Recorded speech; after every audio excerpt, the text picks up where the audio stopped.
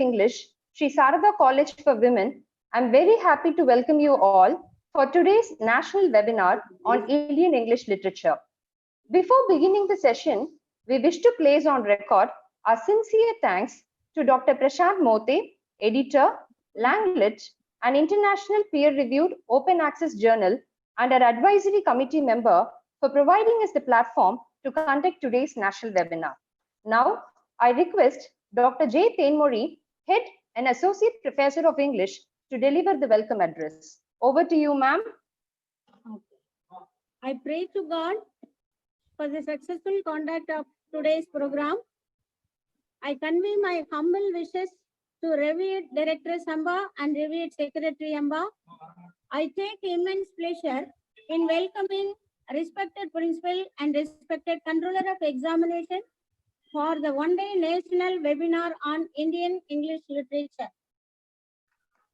I extend a warm welcome to the resource persons, Dr. T. Marx and Dr. S. Kumar. I am very much delighted to welcome Dr. Prashant Mote, editor, Langlet, an international peer-reviewed open access journal and our advisory committee member. I cordially welcome the faculty members of the Department of English, Sharath College, faculty members from the other departments of Sharath College, professors from other colleges, students and research scholars of Sharath College, and the students and research scholars from other colleges. Once again, I welcome you all for today's program. Since the principal has admission work, she has conveyed her best wishes for the conduct of the webinar. Thank you all. Thank you, ma'am. Now, I invite Dr. S. Ramya Niranjani, Assistant Professor of English, to welcome the resource person of our first session. Good morning to one and all present here. It's a great honor to introduce the resource person of today's national webinar, Dr. T. Marx, Professor, Department of English, Pondicherry University, has 19 years of teaching experience and 9 years of experience as a research supervisor. He has published 15 books in English, 2 in Tamil. He has been publishing articles in international and national journals, both in English and Tamil. He has been organizing, attending international and national conferences. He has made 30 publications and 40 paper presentations. He is an editor for various national and international journals. He has been delivering lectures in orientation and refresher courses and has given around 100 invited lectures. He was a preliminary panel member for the Award of Sahitya Academy in English. Now I request the resource person, Dr. T. Marx, to deliver his lecture. Thank you.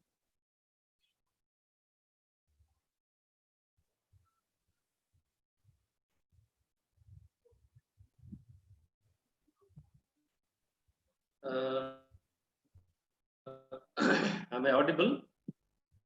Yes, sir, you are audible. Yes, sir, you are audible, sir. Yeah, thank you. But you Respected. are not. Ramya, sir is not visible, Ramya. I think I'm visible. Sir, you are visible as well as audible. Go ahead, no problem. Yeah, thank you.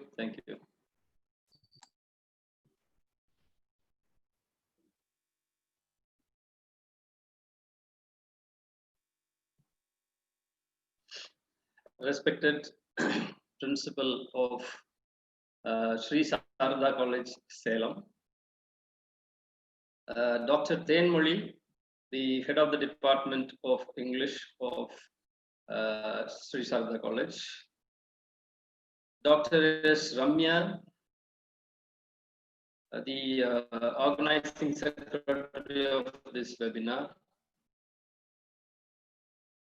Dr. S. Kumaran from Government Arts College, Rasipuram, and a fellow speaker of this webinar, Dr. Prashant Mote, the editor-in-chief of Langlet, the international peer-reviewed open access journal, and also the provider of this platform for the webinar.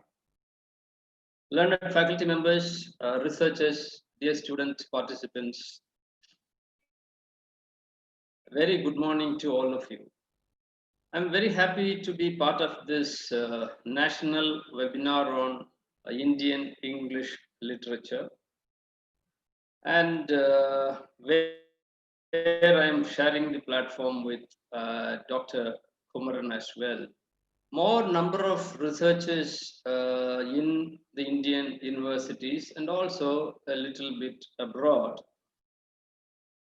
Nearly 70% of the research works done in the Indian context by students of literature has been only in the field of Indian writings in English or Indian English literature.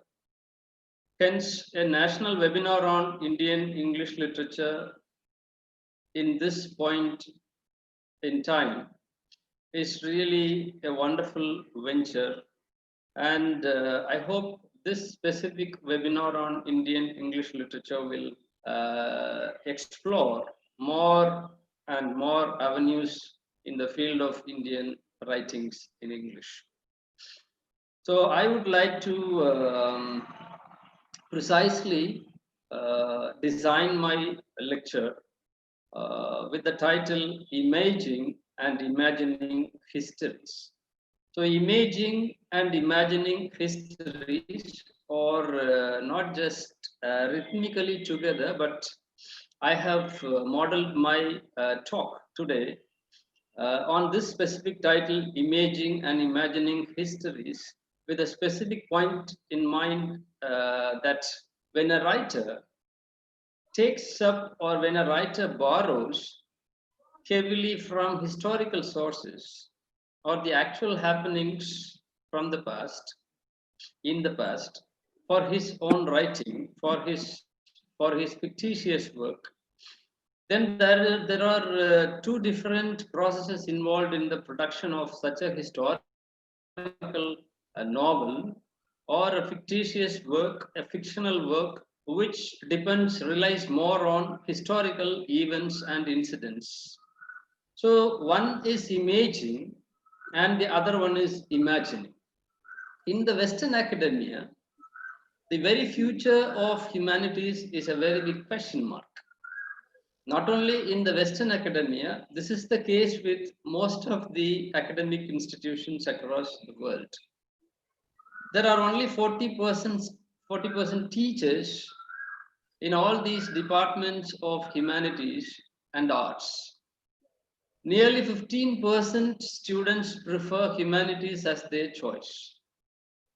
Students' choice, when a student completes his +2, the 12th class, or when a student prefers to join a course after his +2, if you go by the top 5 choices entered in the application forms meant for colleges and higher education institutions, students' choice of top 5 courses, humanities could not find a space among those top 5 choices or preferences of students.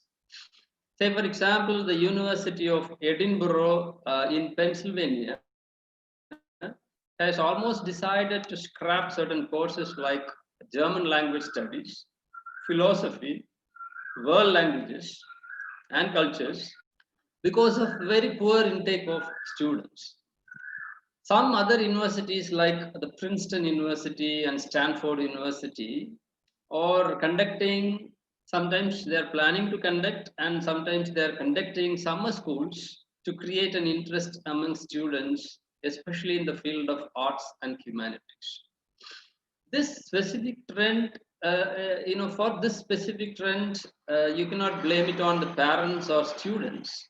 Students are informed that there is a great scope, either informed or misinformed, that there is a great scope in applied sciences, information technology, medicine, and management studies. So teachers and learners of literature, especially teachers and learners belonging to the field of arts and humanities, need to justify a student's choice of literature. There are 3 reasons I would like to trace for a student's choice of literature as a career option or an option for higher education. Firstly, in an era of globalization and its subsequent fiscal migration due to globalization, due to liberalization and privatization and globalization, we need to know that the language and cultures of other nations are so much important as our own languages and cultures. So in an era of globalization, no nation can be monolithic or monocultural anymore. Secondly, we need to create humans with humanist tendencies. No other subject, no other form of knowledge, no other sphere of knowledge can do that. So only literature can create humans with humanist tendencies. Thirdly, literature needs to create a historical sense in the readers and should instill a historical consciousness in understanding and reading literature, because reading literature has become or has been an integral part of reading human civilization itself.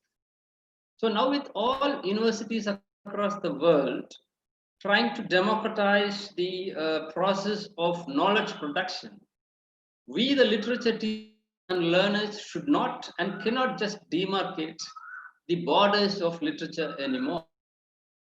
Literature of our times blurs the rigid boundaries, the conventional boundaries, and more importantly, tries to overcome the thin veneer that separates literature from all other spheres of knowledge, the sciences, the social sciences, history, and all other branches of knowledge. Now that knowledge is not just transferred traditionally, but electronically through electronic gadgets and online social networking sites, literature and the raw materials served as plots and settings for the literary works come under serious public scrutiny. In this public consumption of literature as a finished product, the understanding of literature in terms of its history is totally missing. So contemporaneity has its own defects. Say, for example, if you get to know something of the present from a Facebook, a social networking site like Facebook, WhatsApp, or anything of that sort, what is missing in today's sharing of information is not its contemporaneity, but the history, the past, the traditional past. The past of a specific contemporary event is missing in today's social networking platforms, which is a matter of concern. So it is not just reading within the grain anymore, but reading against the grain. This is my seminal statement with which I am proceeding with today's lecture. So in Ways of Reading, an anthology for writers, a book by David Bartholomew and Anthony Petrosky, Bartholomew says, all writers, in order to write, must imagine for themselves the privilege of being insiders. That is, of being both inside an established and powerful discourse, and of being granted a special right to speak about a specific incident. I'll explain this single point throughout my lecture. I repeat, all writers, in order to write, must imagine for themselves the privilege of being insiders. That is, of being both inside an established and powerful discourse, or a system, or a government, or a state, or a pro-government, pro-state mechanism, and of being granted a special right to speak about certain things. So authors are involved in two different writing processes. Authors see to it that their processes of imaging and imagining are compatible. So what they are trying to image, say for example, when a writer writes about India as a nation, when a writer writes about women of India, when a writer writes about a manual scavenger of India, when a writer writes about an agricultural tenant of India, when a writer writes about a freedom fighter of India. So when a writer writes about something, when a writer tries to image something, he sees to it that this process of imaging and imagining are compatible. But in reality, their imaging and imagination are highly incompatible. That is the place where I would like to take up the crux of my talk today. In reality, their imaging and imagination are highly incompatible. Readers are also involved in a binary reading processes. So as the author is willing to see his process of imaging and imagining as compatible units, but in reality it is not compatible, incompatible, readers are also involved in a binary reading process. A reader reads with the grain when it comes to literature that revolve around, say, history and politics. When a reader suffers from political biases, he or she usually goes for points and ideas that reinforce their reasoning. So when a reader relates the author's ideas with their own prejudices, inbuilt prejudices, they start believing and substantiating the author's ideas, reasoning, without checking the veracity of the facts. Say, for example, when a schoolboy or a college student reads Milton's Paradise Lost, that specific student would be certainly carried away by the force, the vocabulary of John Milton, and the imaginary process of the construction of the binary, the hell and the heaven, the good and the bad, and the God and Satan, Adam, Eve, all kinds of binaries, certainly, are very much impressive. But as a grown-up adult, a person who reads against the grain, then John Milton is not anymore the cup of tea for such a person. So when a reader relates the author's ideas with his or her own prejudices, he or she starts believing and substantiating the author's ideas without checking the veracity of the facts. So the conventional history has been a factual, objective, a homogeneous, elitist, and nationalist in tone. So history gives us certain facts and figures, but literature shows us the feelings and emotions of the people involved in the event. So history cannot go deep into it cannot go deeper into the minds and hearts of the people and describe their experience of a specific historical incident as literature is doing. So in this sense, history is a simple record of a historical past. History is a simple record of the happenings of the past. But literature is not simply a record of the past. It is the reflection and representation of the whole complex matters, whole complex incidents that happened in the past. So the historian's history could never show in any significant detail the historical event as a great human experience, simply because the ordinary men and women, except as an amorphous mass, were always kept out of it. So in the history making process, the lay men and women have been kept outside the process, and hence a history cannot guarantee a great human experience as literature always does. So literature brings to life even the common, ordinary, and marginalized persons. While history is state-centric and nationalistic, literature is supposed to be people-oriented. And it takes an exclusive stance. It becomes very unfortunate.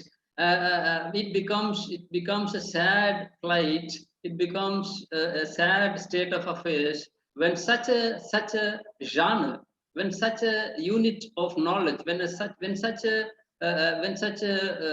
important art, literature, takes an exclusive stance, as in the case of India, writers belonging to the power center or writers who are engaged in the elitist discourses enjoyed a privileged position, and hence literature, which was supposedly people-centered, also became an exclusive domain of the dominant classes and castes.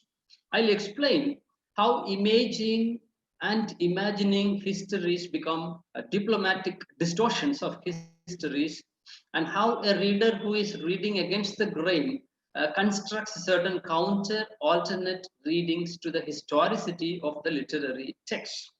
For example, in the Western context, I'm giving a Western example. Chaucer's Canterbury Tales. When a common reader, when an undergraduate student reads Chaucer's Canterbury Tales, or when Chaucer's Canterbury Tales is introduced to an undergraduate student, he or she takes Chaucer's Canterbury Tales as a collection of tales, or perhaps a travelogue, or as a spiritual journey to the holy city of Canterbury. But there is a serious construction of a reader who reads against the grain does not travel well with the author, but against the apparently surface level content of a text. Rather, he tries to explore deeper into the politics of the Canterbury Tales by Chaucer. So there is a very serious construction of a counter geopolitical space quite opposite to Rome's Vatican City. So for the Roman Catholics, there is a holy city, there is a headquarter, the Vatican City in the Rome. So Vatican City was constructed as the geopolitical space for the Roman Catholics. Chaucer was politically, diplomatically, consciously constructing a geopolitical space, a counter space for the Protestant, reformist Christians. That is the construction of the Canterbury. So Canterbury is constructed as an opposite pole, as an opposite power center, as a counter power center, quite opposed to the Roman Catholic Vatican City. So this is how a reader understands certain political intentions, certain political content, which are completely missing when a reader reads something at the surface level. So the depiction of the ancient period of Indian history as a golden age marked by social harmony devoid of any religious violence is a myth. This is my second important point in my talk today. The depiction of the ancient period of Indian history as a golden age marked by social harmony devoid of any religious violence is totally a myth, and it is a distorted history. This purported era of peace enables the Hindutva ideologues to portray the Middle Ages as a reign of terror unleashed by the Muslim rulers on Hindus, conveniently concealing the period of Hindu violence. So the India as a nation, imaginary nation, has been under severe traumatic, very severe religious violence every now and then, without any vacuum, without any peaceful period in between. But then when you try to project the medieval period, the Middle Ages of India as a turbulent period, the historians, the conservative, conventional historians, the right-wing historians constructed India as a land, a very peaceful, peace-loving land where religious violence was completely absent. So a land sans religious violence was very much systematically constructed in Indian historiography and also in Indian literatures, where the new historicist reader can trace a lot of distortions in the actual historiography, in the actual history of India. There is no doubt that religious sections in ancient India were highly accommodative of each other. But it is just as true that the period was witnessing a gory battle between the orthodoxy and the heterodoxy.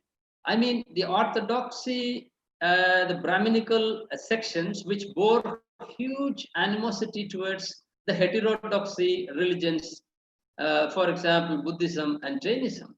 So the whole Indian historiography is a conflict, is a continuous perennial conflict between Brahminical Hinduism versus Buddhism and Jainism, the heterodoxy on the other hand, orthodoxy on one hand and heterodoxy on the other hand. So the singular, authoritative, established, norm-oriented belief system is quite in fight, in struggle with the pluralistic, unconventional, and accommodative belief system. So, for instance, the Sanskrit grammarian Patanjali in Mahabhashya compares the acrimonious relationship between Buddhists and Jains and the Brahmins and he compares this specific conflict between the Brahmins and Buddhists and Jains as a conflict between the snake and the mongoose.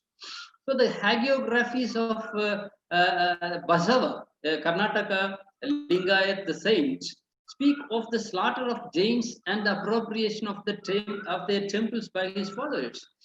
I used to give a very classic example in my discussion on subaltern historiography.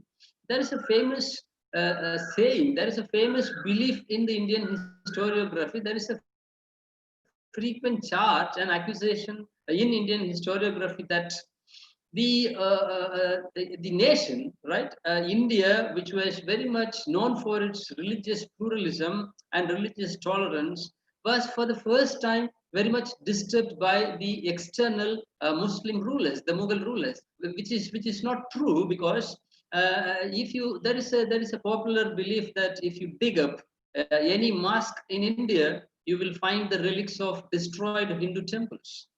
But then there is truth in that specific statement, but the digging process cannot stop in a specific period, in a specific junction, in a convenient point in time. But if you dig further and further, you will find relics of not only Hindu temples, but also of Buddhist and Jainist structures.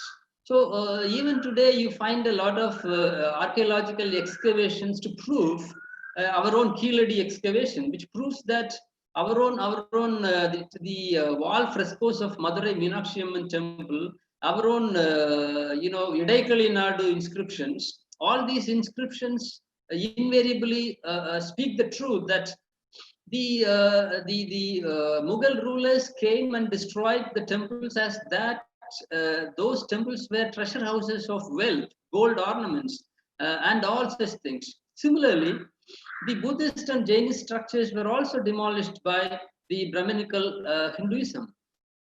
And there was a severe punishment for the Jains and the Buddhists who failed to convert, who refused to convert themselves to the Brahminical Hinduism, what you call expiation, which is called, in the West, it is called expiation, wherein you are inserting a very, very sharp-edged weapon, a rod, into the anus of a person with both his hands and legs tied to the opposite sides, and a human body is cut exactly into two halves. So this kind of a punishment was very much prevalent in a space, in a geographical linguistic region called Tamil Nadu. So at least the Madras province. So the movement began. We have the Bhakti movement, which resisted and tried reforming the orthodoxy from within the Hindu fold. So the movement began, the Bhakti movement. You have the history of the Bhakti movement, which began in the Tamil region around the 6th, the 7th, and 8th centuries CE. And in the Kannada region, the movement began by Basavana in the 12th century, a little later.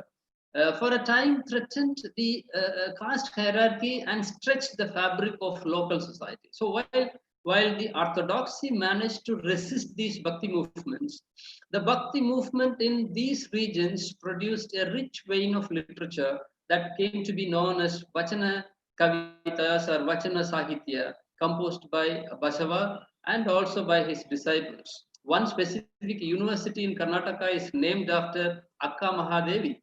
A women's university, the State Women's University of Karnataka, is named after Akka Mahadevi, who is also a disciple of Basava. So the pre-colonial historiography, how there are certain genuine voices from the literary spheres. I take the example of Girish Karnad's Taledanda, which means the beheading. Taledanda speaks about, or it introduces the Bhakti movement, the counter-religious movement to reform Hinduism and to destroy, to annihilate the caste hierarchies that are very much prevalent and that are inherently, that is an inherent enemy in the larger religious fabric called Hinduism. So Basavanna, the fountainhead of the movement in Karnataka, was also a minister of King Bijala. Basavanna criticizes both the Brahmins and the Shudras. The Brahmin for him is like a jackal, and for the Shudra, the pot is a god. The winnowing fan is a god. I quote Girish Karnad. The winnowing fan is a god. The stone in the street is a god. The comb is a god. The comb with which you are dressing your hair is a god. The bowstring is also a god. Gods, there are so many, there is no place left for a foot. So colonial, this is how there is a projection of the history quite genuinely in the work of Girish Karnad. Perhaps you all might be very much familiar with the other works of Girish Karnad as well, because he himself admits that he is always borrowing things from either from history or from the mythologies. Tughlaq is a very good example of Girish Karnad, where he was talking about the disillusionment caused by the Nehruvian era in the history of India. So when it comes to this is an example from the pre-colonial historiography, because it happened in the 12th century, which has been used by Girish Karnad in the 20th century.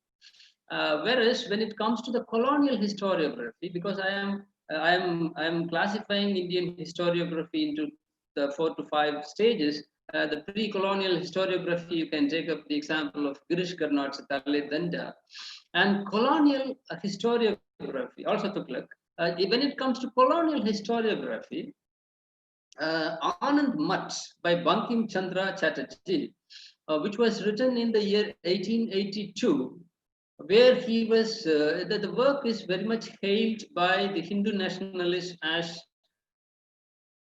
a very, very foundational text for the very idea of Indian nationalism, which is viewed synonymous with Hindu nationalism. This work was written in 1882, where Bankim Chandra Chatterjee was very much referring to the idea of, or the evolution of, Hindu Rashtra in India. Perhaps this is the very first work where you find this very concept and the struggle for construction of an exclusive Hindu nation, much earlier, much earlier to the very beginning of the partition process.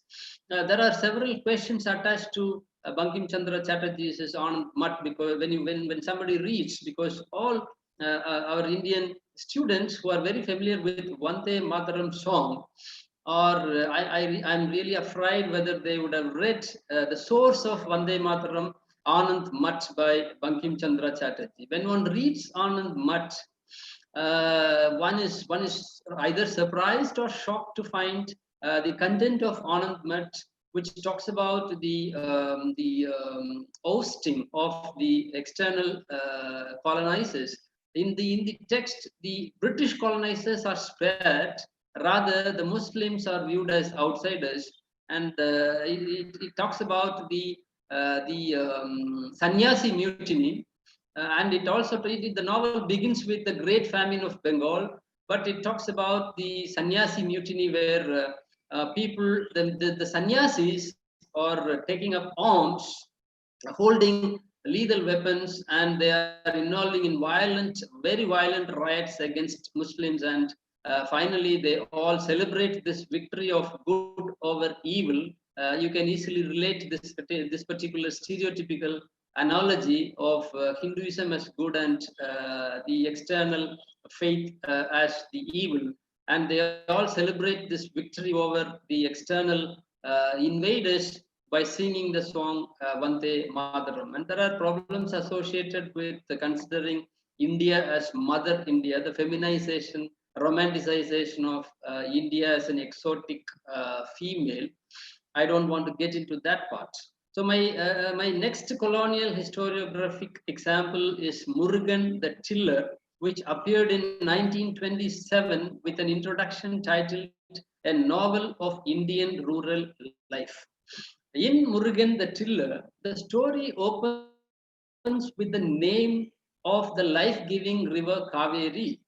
There is a personality, there is a character by name Ramachandran, who is subsequently named as Ramu, appears grieving over his mother's death and unhappy because he has failed in the BA examination.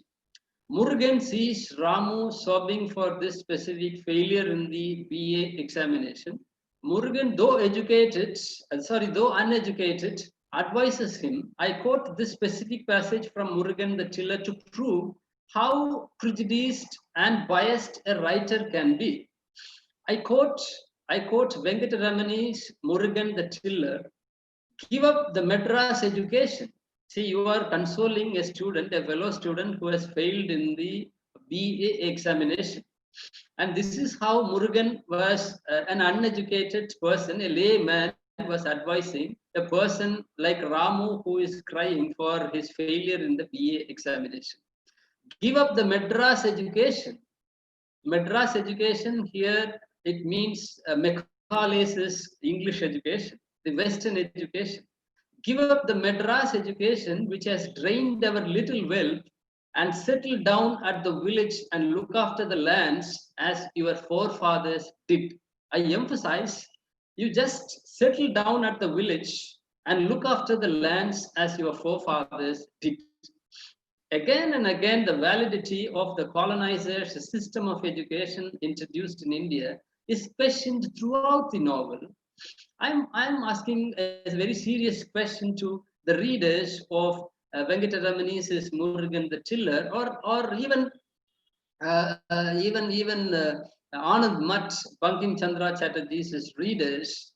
Both of them are finding fault with the colonizers' system of education, introduction of Western education in India. Did you ever have a very inclusive or a much more advanced or a better education system in this nation, than the colonizers' system of education? Because prior to the colonizers' system of education, this land was seriously following the concept of Veda Paఠశాlas. Veda Paఠశాlas, where only one specific community was permitted to enter the Veda Paఠశాlas. 97% of Indian population was kept outside the ambit, the venue of Veda Paఠశాlas, where only Sanskrit was taught. So and even today there is a big process in the name of inventing or incorporating certain advances in the field of education in the name of revisionist, in the name of revising the already established or the already existing education system. There is a lot of attempts to Sanskritize the whole education system and taking us back to the pre-colonial education system like Veda Paఠశాlas. You just check the Google Translate machine, the universal mechanism for for getting assistance in terms of translation work. You have Urdu, you have Arabic, you have Zulu, you have all kinds of South African languages, Swahili, you have Tamil, you have Malayalam, you have all recent and also the classical, even Latin is available, but you can't find Sanskrit there because Sanskrit is considered as a liturgical language which is not supposed to be mastered by all and sundry. So this is a distorted view of the colonizers' system of education, which in fact opened the eyes of, helped the indigenous people, having access to education, which was hitherto neglected, which was hitherto denied, which was hitherto, not permitted as a palatable kind of subject, as a palatable kind of act for the others within quotes. So the historiography of the in-between, since you have already seen the pre-colonial and the colonial distortions of historiography, That is yet another historiography of the in-betweenness, in between the colonized, the colonial period and the independent Indian period. I mean, post-colonial period. So in between the colonial and the post-colonial, you have an in-between period, a lull period, or rather an actively violent period, what you call the partition period. So the historiography of the in-between, I take up the example of Khushwant Singh's Train to Pakistan. In Khushwant Singh's Train to Pakistan, the Sikhs plan to stretch a rope. I hope all of you are quite familiar with Train to Pakistan, because even for students who have not read Train to Pakistan, the title is very, very familiar. The Sikhs plan to stretch a rope across the bridge under which a train would pass so as to kill the Muslims sitting on its rooftop. So the Sikhs became part of the riot as they believed in the rumors of these critical times. Mostly all the Hindus, the Muslims, the Sikhs, all these three religious groups, the very frenzied religious groups who were involved in the riot, the partition riots, were party to that, were part of it, as they all believed in the rumors from the other side. So the extreme sacrifice of Jaga, who manages to cut the rope at the cost of his own life, succeeds in protecting his beloved Nuran, the daughter of a Muslim weaver, and save the lives of those on the train too. So Khushwant Singh chooses to make love not political resolution, but the only way possible, way out of the hatred ignited by partition on both the sides. Not just India, but the other side, Pakistan, and later Bangladesh too. So it is the passion of a bandit, the dacoit Jaga, the bad character, which ultimately saves the lives of hundreds in a village called Mano Majra. Not the work of the main character, the chief protagonist Iqbal, who had been sent to the village specifically to control the riots. Not even the police could control it. Only the sacrifice of a very bad character called Jaga, and that too because of his love, because of his attempt to save the beloved, his own beloved lady love Nuran, the daughter of a Muslim weaver, that he could save hundreds of lives in the train. So Singh's decision to solve a public matter, a public issue through a private relationship between a man and a woman, it focuses, or rather it emphasizes the deep implication of public and private. I would rather view this as a merger, a place where the public issues are merging very conveniently with the private issues. So the public becomes private and private becomes public, both denounced in the power relations, active in the nationalistic religious discourses. So the even with a lot of other partition-based novels in the Indian writings in English, one specific work deserves a special mention here by Bhavani Bhattacharya, The Other Side of Silence, Voices from the Partition of India, where she was trying to pick up folk tales, anecdotes, and all kinds of folk materials, rural materials, sayings, stories, and bedtime stories, all kinds of things she's borrowing, and she constructs an alternate, a counter historiography where the gender aspect of partition was completely missing in the mainstream partition literatures of India. So there are prejudiced accounts of historical incidents and events related to partition in Indian English fiction. No doubt about it. A similar subjective, very prejudiced narrative is available in the Tamil novel Padmavati Saritram and the English novel Satyananda, both written by Madhavaya, an MCC product, a Madras Christian College product. He exposes the missionary attempts to take advantage of students' inexperience in an educational setting, or to exploit a quarrel between a student and his family members to secure a conversion. Conversion in India was not that specific. One cannot dwarf conversion as a political, social process into this much insignificance.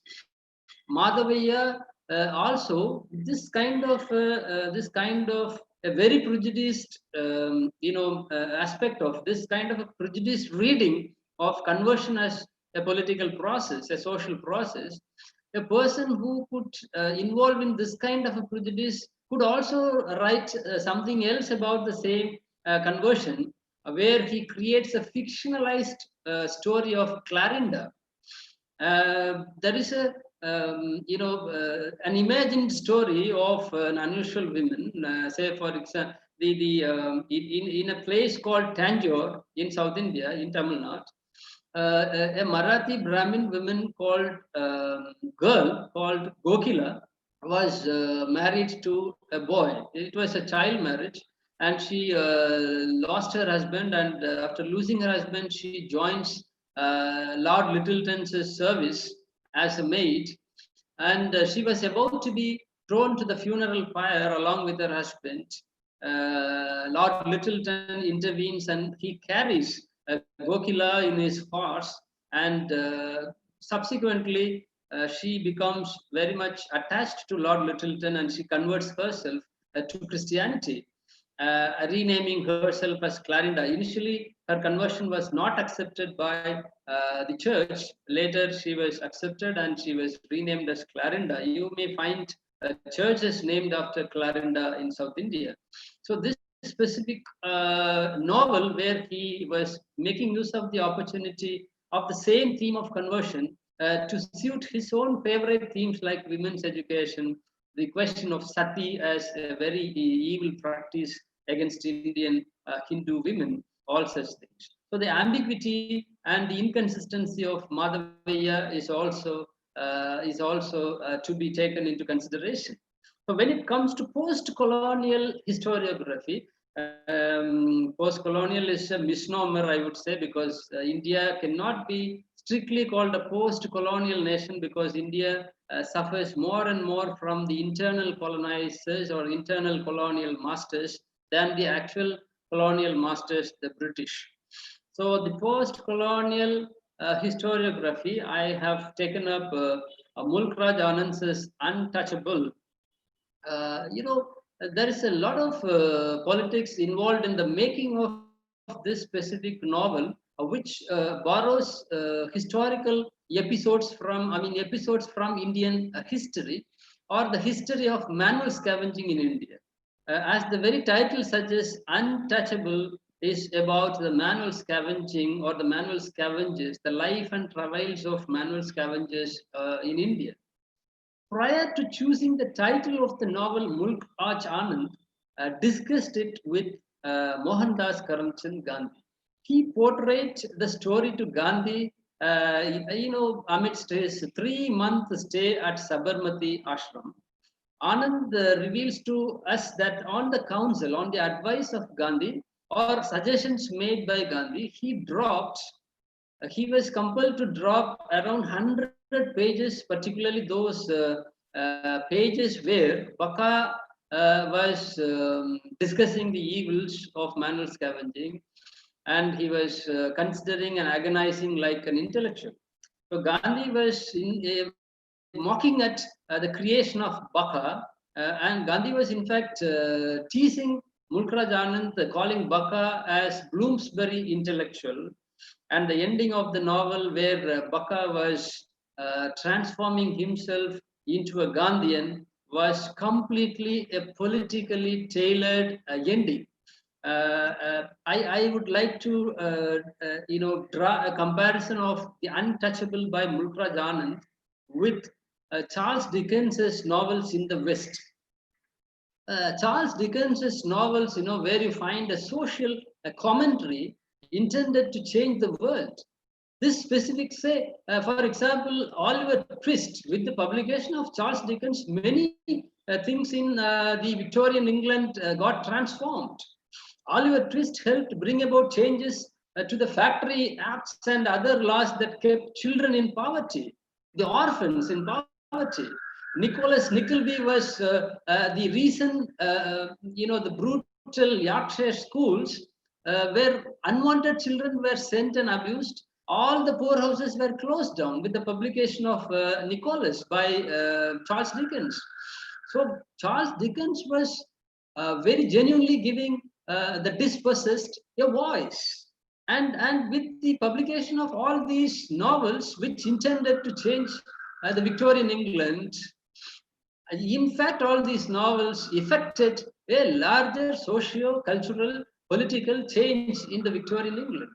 But then in India, Mulk Raj Anand's Untouchable could not effect a single social change because it was trying to construct an ideal utopian state which is far removed from reality, where a manual scavenger like Baka was made to play hockey and football, cricket, and he was involving himself in an intellectual discourse about manual scavenging. A complete romanticization process happened in the making of this specific semi-historical work, The Untouchable.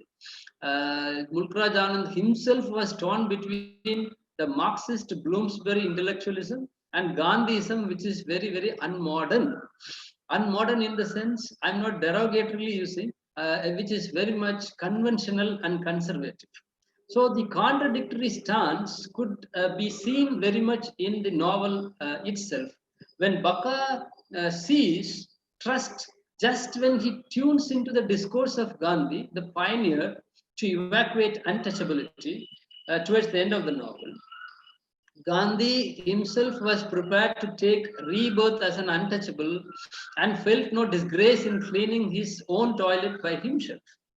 Gandhi suggested, in fact, Gandhi was the one who suggested dry toilets as well, but in suggesting dry toilets also, Gandhi did not take into consideration that manual scavengers were very much involved in converting the dry toilet fecal waste also to fertilizers.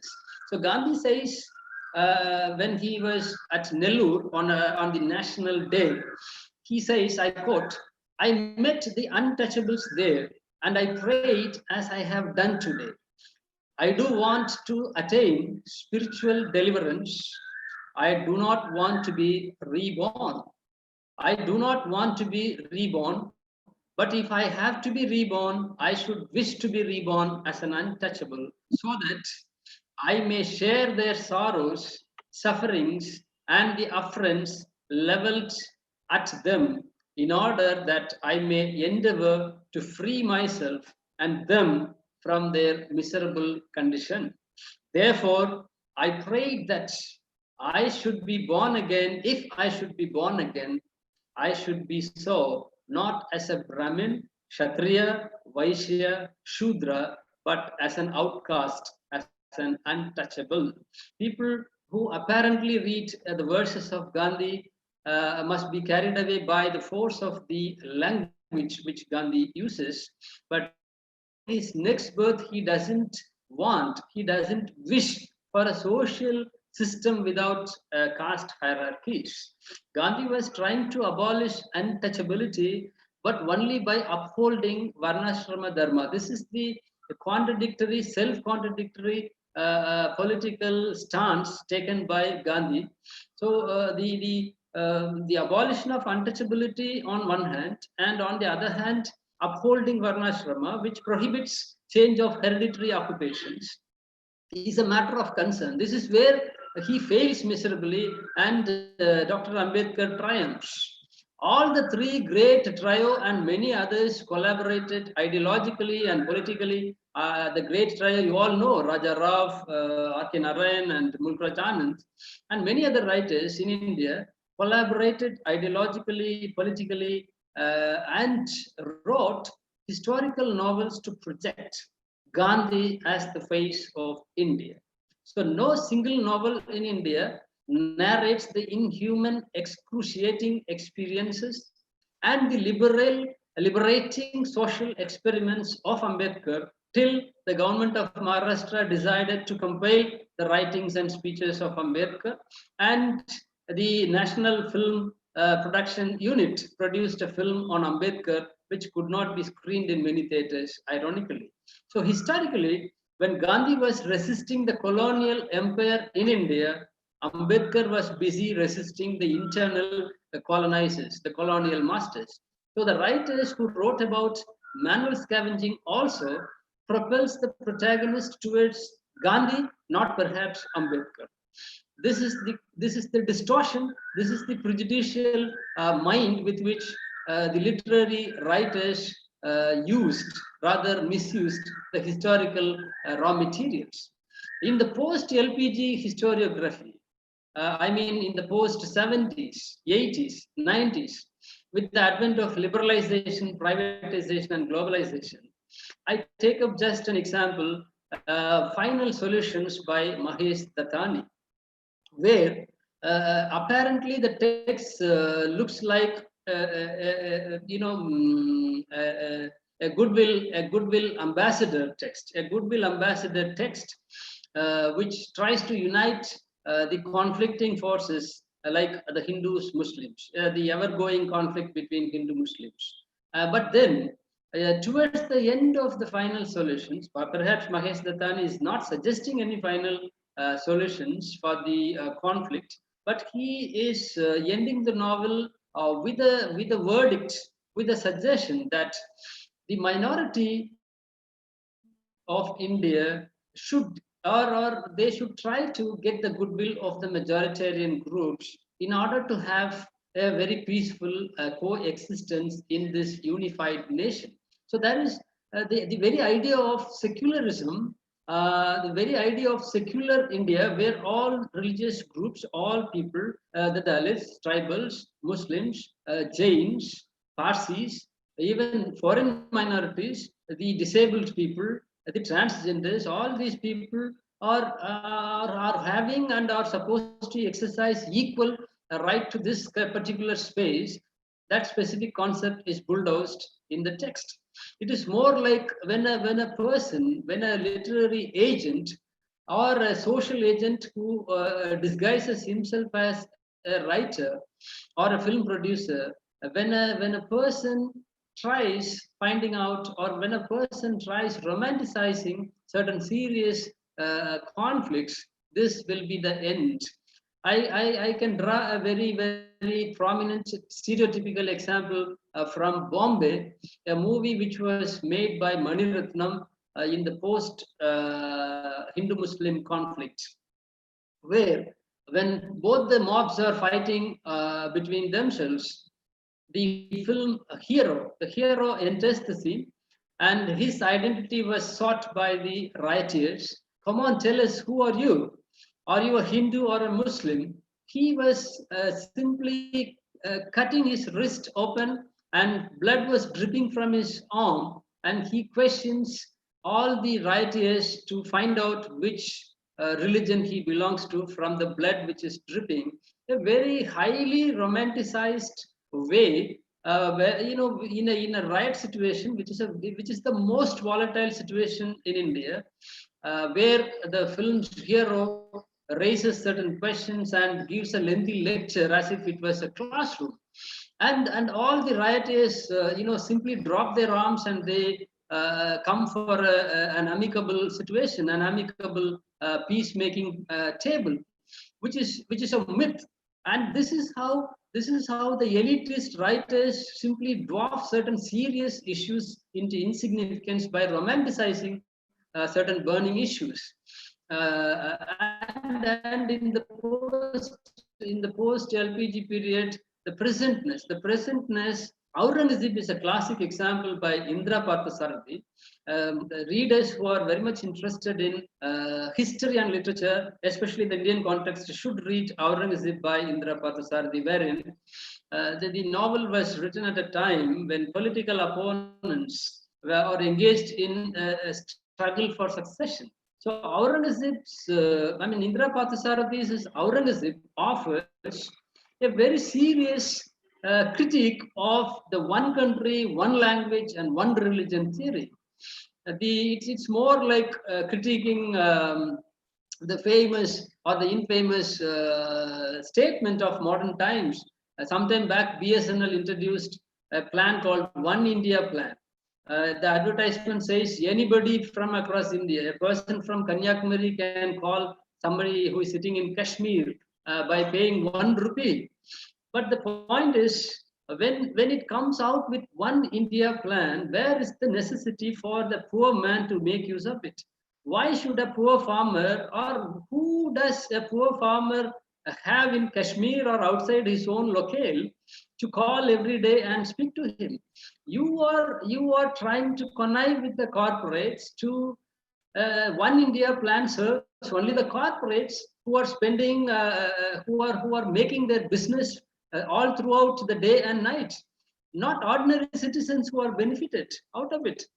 So this kind of a one country, one language, one religion theory comes under serious criticism in Indira Parthasarathy's Aurangzeb for a critique of the present.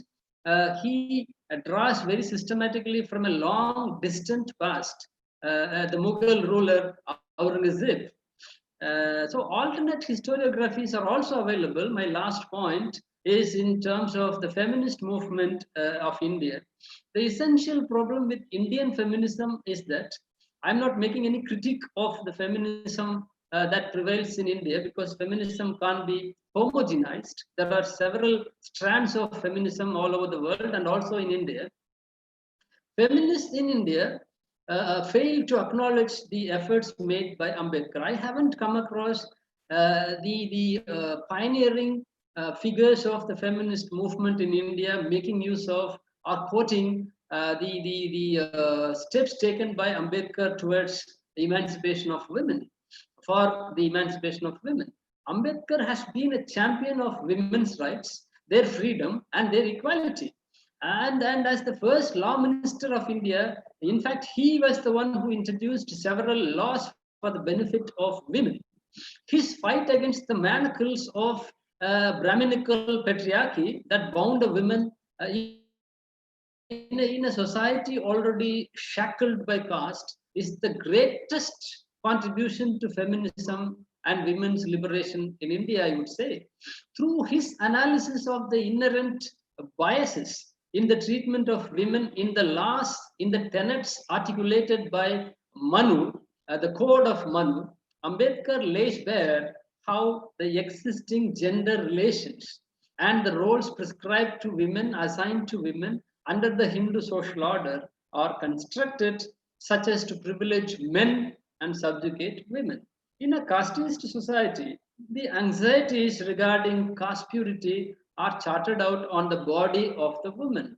One should seriously note this point.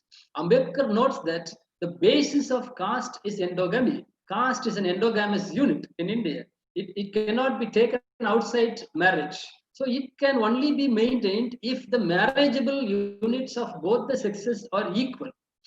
This is one reason a couple must either die together or the remaining partner must also be disposed of. Now you can understand the practice of sati. And the second is the imposition of widowhood. In the first scene, the woman is eliminated from the reproductive economy by way of killing her, by way of throwing her to the funeral pyre of the husband. But in the second, her threat persists. So what happens? This second option of continuing as a woman also is a threat. So this is successfully neutralized by degrading the woman to such a pitiable condition that she is no longer a source of attraction.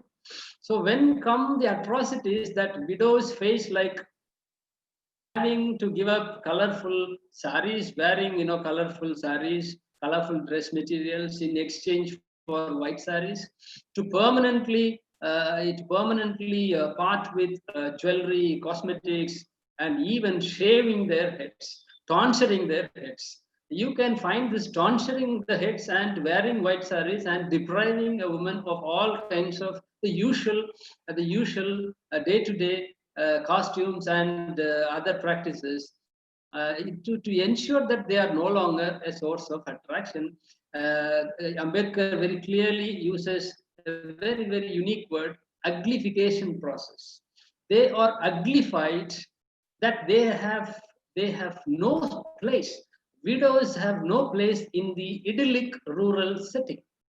So Gandhi could not talk about it because he was known for his own child marriage. In fact, by disposing his dowry, which he has taken from his wife or his wife voluntarily gave him, it was only by disposing that specific dowry he went abroad. He went for his study abroad. So he never condemned dowry in his lifetime in any of his works so very strongly, because he had a guilt feeling that he himself had disposed the dowry with which he has studied abroad. This is very much recorded by himself. So for Karl Marx, I conclude my speech by drawing Karl Marx, by seeking Karl Marx's help. Karl Marx was a very prominent social scientist who though staying outside, he studied India much better than all our conservative historians in India read and studied the system of India. Because Karl Marx says the village communities in India were no idyllic islands of peace and prosperity. Rather, they were contaminated by the distinctions of caste and slavery, and castes were decisive impediments to Indian progress and Indian power. See the very way he sums up his own history of India, which he periodically writes in the Tribune. The Indian village, the Indian, if at all, the conquerors, the colonizers had effected no more than a political change. England, the English, the British East India Company had brought about a social revolution by striking at the heart of the social system, the Indian village.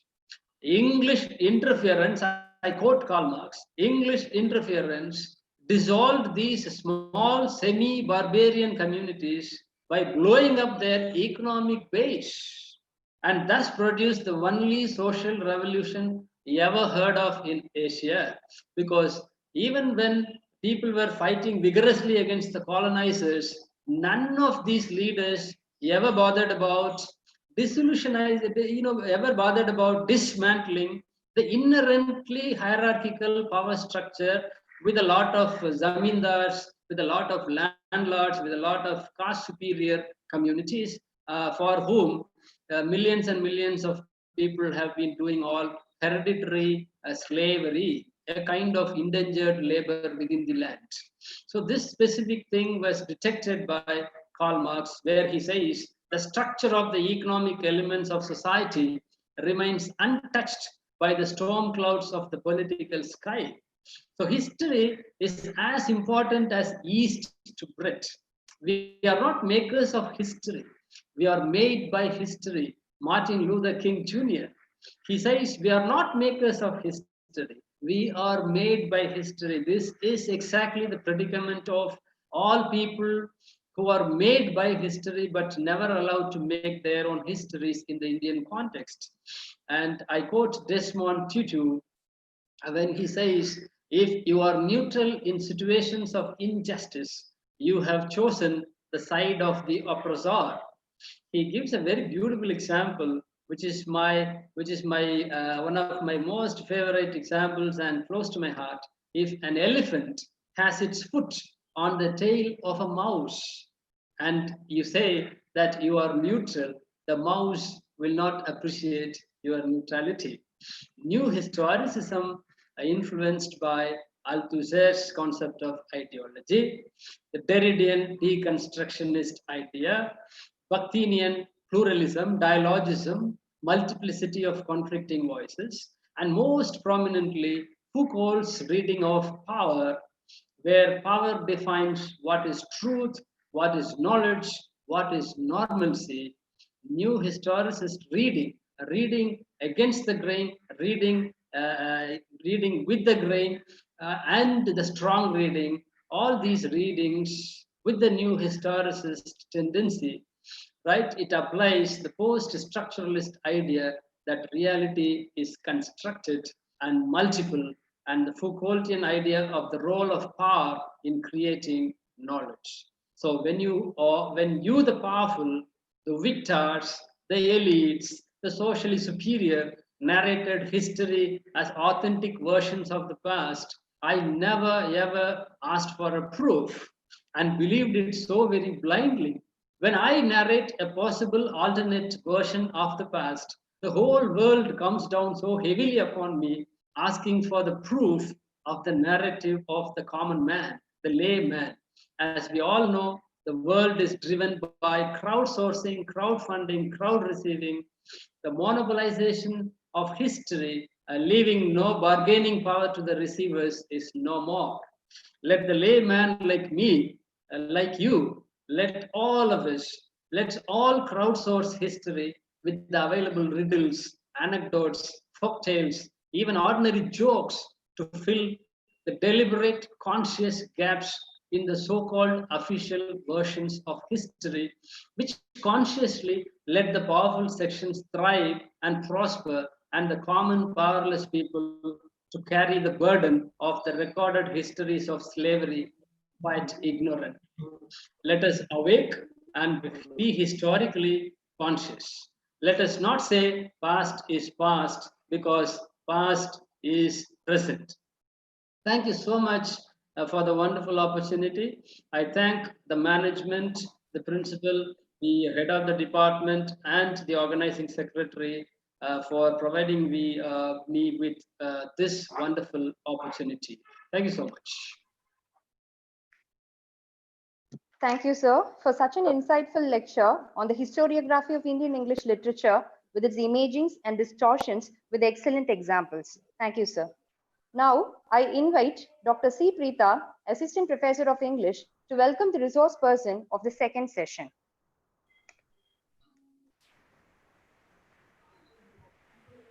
I am very happy to welcome Dr. S. Kumar, Assistant Professor, PG and Department of English, Thiruvallur Government Arts College, Rasipuram. He has 15 years of teaching experience and 10 years of research experience. He has presented 20 papers in international conferences and 30 in national seminars. He has published papers in 33 international journals, 17 in national journals, and 10 articles in anthologies. He has published 4 books and given nearly 25 invited lectures. To his credit, he is the Academic Counselor of MA and PGCTE program, IFLU, Hyderabad. He is also an associate editor, review editor, and editorial board member for various international journals. We are happy to have you amidst us, sir. Now I request Dr. S. Kumaran to take over the session. Yeah, thank you for the introduction. First of all, I would like to thank Mark sir for having shown the wonderful difference right between the past as well as the present, and then how past influence as well as lives in the present. With the sir's erudite lecture, I would like to proceed to my lecture. Before starting the lecture, I would like to thank first of all the organizers for having given me such a wonderful chance to address the August audience. As well as I would like to record my thanks to Professor Mote, Prashant Mote, for having been the inspiration to us in as well as in telecasting as well as shaping the program. With due regards to all authorities, I would like to proceed to my presentation. Let me share my slide too.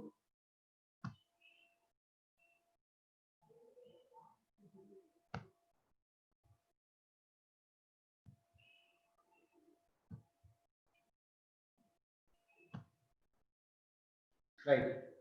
So the topic I have chosen is myth and mysticism in Indian English literature. See, in fact, this is totally contrary to the earlier session because myth as well as mysticism, this something which transcends history. Let me first focus on myth. Then, after completing my focus on myth, I will move towards mysticism. Generally, what is our understanding of myth? When someone asks us what is myth, the first thing most of us may think of the Ramayana or Mahabharata. That's all that will come to our understanding. First, let us begin with the understanding of myth. Myth means what? See, when Ruth Wen was the one who brought out a book called Myth, under New Critical Idiom series. When Ruthven was asked to define myth in a concise manner, he was confused. I quote Ruthven. He said, I know it very well, provided someone asked me to explain it. If asked and I try to explain, I am baffled. This is the definition Ruthven used to define myth. That means myth is in our system. Myth is in our mind. In fact, the Indian mind is colored with various myths. This is the fact we have to accept. Another thing, we cannot discredit Indians along with the myths. They had so many negative things like casteism, so many isms, but still the myth itself provides answers why such things are there. So with our understanding of myth, what is myth? Even Ruthven felt defining myth is very difficult. He put himself in the situation of Saint Augustine. He says Saint Augustine was much confused while he was asked to define the concept of time. Same way, Ruthven also felt defining myth is very difficult. But still, one thing we need to understand: myth is against myth cannot be defined with reason. That we need to accept. But still, myth transcends reason. It has aroused our reason. That is why there are so many definitions, so many analyses on the concept of myth. So it transcends reason, that we need to acknowledge. Then until 19th century, when someone wanted to define myth, it was just a tale which was untrue, something contrary to reality. But with the advent of so many psychologists like Sigmund Freud, Carl Jung, the perception towards myth started changing. Because according to Freud, myth was the primordial truth. Primordial truth in the sense it was the truth existed even before humanity. Then according to Carl Jung, myth was he considered myth as the archetype of the collective unconscious of the people of all era.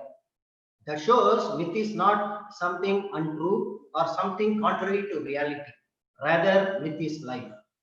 Myth transcends reason, emotions, intellect. In this concept, in this approach, we have to note myth. Then again, myth is also linked with linguistics. So many linguistic scholars, including Max Muller. According to Max Muller, myth is a transmuted language. They associated myth with the language also. That is why when you want to analyze reason, you cannot avoid myth. By analyzing myth, you can understand the structure of human communication. So myth is totally connected with human reason. It is not something arbitrary or something which we can neglect. I give you one reason why myth cannot be neglected. The reason is quite simple.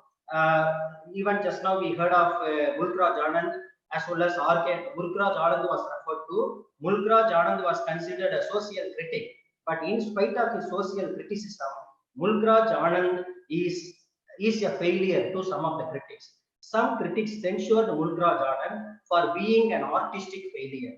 Why such a case arises? The artistic failure arises because he failed to notice the prevalence of myth. So there is no myth in his novels. We need to appreciate the mindset of Mulkraj Anand in portraying the casteism as well as untouchability, the oppression of women in these novels. At the same time, Anand himself, according to, I am not saying my own words, this is as per Mukherjee. Meenakshi Mukherjee says so. The malady in Anand is because of his isolation, his alienation from his own mythology. As he alienated himself, there was no opportunity for him to analyze why things happen as they are. So, in fact, she says, myth is the only solution to understand, especially in a country like India, why something happens in certain way. If you dislocate yourself from myth, you lose the possibility of exploration too. This is the definition, this is the answer given by Meenakshi Mukherjee. So, when you want to understand the chaos of the world, you have to continue the tradition of following myth. You dislocate yourself from the myth, you are baffled. You won't get the reason. Even she declares, all kinds of technology or all your scientific premises won't answer the chaos of the world. Only myth can give you solution. In a way, the novel Kandapura. Raja Rao begins with that. He says in the preface, in fact, he wrote this Kandapura in a kind of Puranic form. When we ask what is myth, we can boldly say, myth, the very beauty of myth is it transcends history too. It is not about historicity important in myth. Myth transcends history. How does it transcend history? It's so simple. Myth transcends history by being its chameleon tendency. Myth has a tendency to go with the changing times. That's why myth maintains contemporaneity. The contemporaneity is eternal. There is no temporary contemporaneity, rather eternal contemporaneity. Myth transcends history and then it lives even now. With this acknowledgement, we have to begin approach myth. It is not something arbitrary or something irrelevant. So this is general understanding of myth. But when we come into literature, how myth is viewed in literary writing, it changes the scene. It is not basically the representation of Puranas or Idihasas, nothing like that. Rather, in literature, myth is handled in a different way. Let us move towards how myth is interpreted in literature. First understanding of myth, it was derived from the Greek word mythos. It is believed to be a tale or a statement or a story or plot of the play. But what others strongly feel, especially in Lloyd, myth reveals the mysteries of life. That means myth startles our mind. It brings memory. It brings the collective unconsciousness of people and then throw light on interpretation. So when you want to connect yourself with the outer world, there is no other scope other than myth. It brings out, in fact, our cultural heritage. Again, when you want to assess how you are connected, this universe has so many systems. Animal system is there, human system, plant system, everything is part of this universe. But still, if you want to understand in what way human system is the part of what position human system occupy in this universe, you cannot understand it unless you have the understanding of myth. So in literature, what the modern writer does, he experiments with ancient myths. What is the necessity? Why to experiment with the ancient myth? Because he wants to correlate myth that is past with the present. In a sense, he wants to create an identity of myth. So he has to use other intimacy, how myth is complex. In fact, the complexity of myth gives it life. Any mythical story you take, any novel you take, myth is interpreted in so many ways. Some novels deal with myth in digressional way, some other novels deal with parallel way. That is digressional myth as well as structural myth. Myth in novels. So who are the novelists experimented with the myth? Anand, Raja Rao, R.K. Narayan, Bhavani Bhattacharya, Salman Rushdie, Anita Desai, Amita Ghosh, Shashi Deshpande, Shashi Tharoor, Meenakshi Murughan, Shashi Tharoor. See, I have chosen only a select novelist. In spite of them, there are so many. So for time constraint, I have restricted myself to these people. Mysticism, I will be handling later. I will tell you the reason why I have put it later. So according to Meenakshi Mukherjee, there are two ways in which myths are used in Indian fiction. One is digressional technique. That means there are some novels where you find myth is only to illustrate certain things. That is digressional. That is, it is not a part of the whole story. Whereas there are some novels where you find there is parallelly another story which you can connect, you can structure based on the myth used there. I will explain through these slides. First writer I have chosen is Raja Rao. Raja Rao, he was much fond of Puranic tradition. Puranic tradition in the sense, there are three important things when we want to understand it. Important mythological Indian mythology means the Ramayana, the Mahabharata, then Puranas. In fact, Puranas, you have Upa Purana, Vayu Purana. Vayu Purana is the oldest one. It was written in the 6th century. It is believed to have been written in the 6th century. Then Vayu Purana contains Upa Purana or Sthala Purana. This is one sect. Then another sect, you have the oldest of the Sanskrit text means that is Ramayana.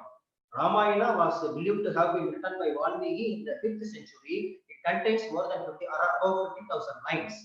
Then it has even 7 kandas. Then in Mahabharata, you have Parvatas also there. Mahabharata written by Vyadavyas, who is also the writer of the Vedas. Then there are 18 sections in Mahabharata written in the 12th century, about 12th century. So this is, but in fact, there are some scholars who consider Mahabharata exists in fact earlier to Ramayana. But still, the beauty of myth is any mythological story, any Purana or any kind of mythological story you take, they state myths exist even before the Puranic work. That is the beauty of myth. So, when you come to Raja Rao, there is, please keep in mind, you have to compare always Raja Rao with R.K. Narayan. I did not use Mulkraj Anand. I told you the reasons too. So now my focus is first two. This is why Mulkraj Anand, R.K. Narayan. Anand means they are the three pillars of Indian fiction. I have chosen Rao versus Narayan. According to Raja Rao, he used the Puranic tradition. Why? What is Puranic tradition? It is very simple. In Puranic tradition, there is a difference between epic tradition and Puranic tradition. In epics, you find normal humans playing extraordinary roles, whereas in Puranas, you have gods performing extraordinary action. That is the difference between epics and Puranas. Mahabharata and Ramayana, you find Mahabharata. That is the great Indian nation, story of the great Indian nation. That's all humans. When you take Ramayana, it is the story of Rama. Whereas in Puranas, they deal with gods, minor gods, goddesses, those things. They are of some superpowers. So in Kandapura, first novel, there are three novels I have taken. One is Kandapura, second the Serpent and the Rope and Cat and Shakespeare. So this Raja Rao, he uses myth in digressional as well as in systematic, that is structural way.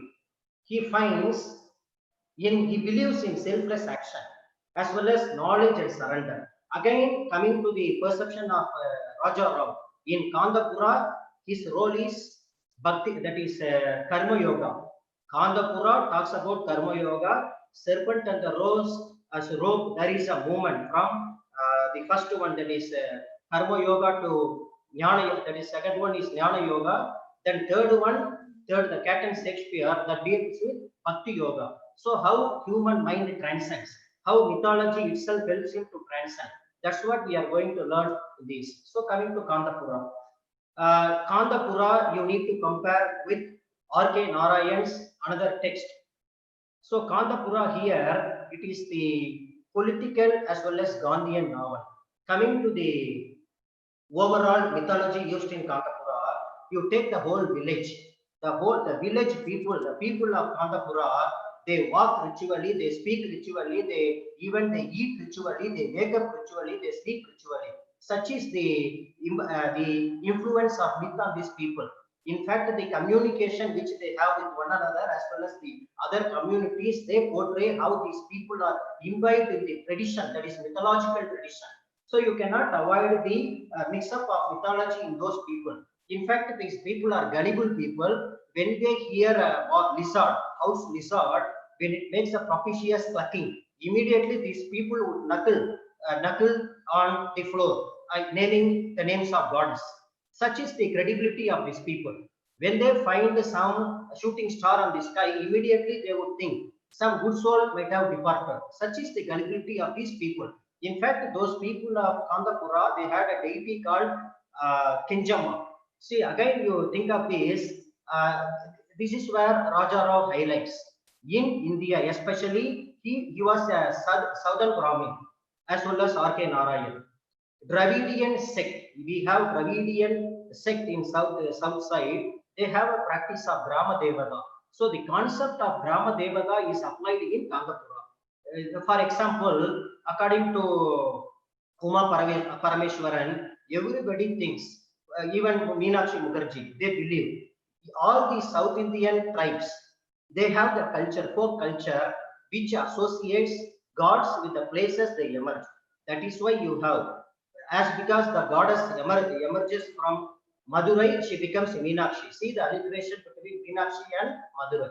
Then when she emerges from Kanjipuram, she becomes Kamakshi. When she comes from Nagapattinam, she becomes Nilatakshi. In this way, the alliteration as well as the connection between gods as well as the place. This is the psychology of these people, gullible people. Then when you take this Kandapura, you have Kinjamma. Kandapura, Kenjamma, Kandapura. Again, you find alliteration. This is where these people believe. You cannot ask, even we have to accept they have so many caste differences. There is a division among these people. But still, when you analyze the historical facts of Hindu mythology, you find the beauty of Hindu mythology is allowing different sects. One side there is a growing, as you take Hindu religion, not my own words, depending upon the scholars, Hindu religion was not founded on any basic principle like Christianity. It was an unfounded religion that emerged on its own. So one side there was a development of intellectual ideas, that is philosophy was going on. Then other side there were some charlatans, people who misused people, and then they created the Vedas as well as Puranas. So we cannot say this whole Hindu religion or Hindu mythology is devoid of any kind of use. It is not so. It shows the generosity of Indian religion that allowed the growth of both these sides. But some people, these charlatans, developed the tendency of misusing the concepts. But still, it is not that there is nothing useful or we have to do away with this. So, coming to this Kandapura. Here in Kandapura, Murti embodies local Gandhi, and in fact, it is the Gandhi of Kandapura. Then coming to Gandhi myth, the beauty of Kandapura is this whole novel uses the myth of Gandhi. Gandhi has become the myth. Why? Again, I told you why I didn't choose Bulgrajanan. Bulgrajanan, he divorced himself from history, he divorced himself from mythology. So there is no scope to associate why something happens in a way. Whereas Raja Rao beautifully uses the myth of Gandhi. See the beauty here. We can ask, how come the village people who had imbibed in the spirit of mythology, who believed the whole place was charged with the power of Kenjamma, they accepted Gandhi as the god? You can ask. That is why we need to understand the gullibility as well as the rationality behind the understanding. According to these people, they strongly believed in Hindu mythology. It talks about incarnation of God. In fact, what they believed, yada yada hi dharmasya kladi bhavati parada, said Krishna. That means whenever there is, whensoever there is an injustice, whensoever there is an adharma, I will incarnate myself. This was preached by Krishna. So these people of Kandapura, they always believed in incarnation of God. So for them, Gandhi was a kind of incarnation. When they strongly believed Gandhi was incarnate, he was Vishnu himself, came to, even they believed in the Shiva's words, that Shiva will emerge, again born as in a country, and then he will liberate his woman. In that way, the people believed. In fact, the leaders of freedom movement, they used the gullibility of the people to propagate something positive. So they all joined together. In a sense, we need to understand it is the mythological mind, the mythical bent of mind, the mythical spirit of mind that helped the people of Kandapura to accept the Gandhian principle and to change the condition of the people. You see, mythology was the only scope for these people. Without mythology, the narrator as well as the Harikatha man would not have any got any chance to unite these people. So myth united these people, and then the community transcended the history of the country. So in a way, myth is part of their life, and then myth enabled them to transcend history. Then coming to the serpent and the rope. See, in Kandapura, you find Murti as what we can say, he was that is job doing, that is karma yoga. Whereas in Kandapura, the serpent and the rope, you find Ramaswamy simply called as Rama. He is involving in search, that ontological search. What is the ontological search? Search for one's existence. So that is moving towards from karma to jnana yoga. That means understanding God. This becomes the topic of serpent and the rope. In fact, this work was criticized very much by the critics. But Raja Rao simply says the work should be compared with the yardstick of the Western critics, because he wrote this in Purana form. Purana means there is a dialogue form.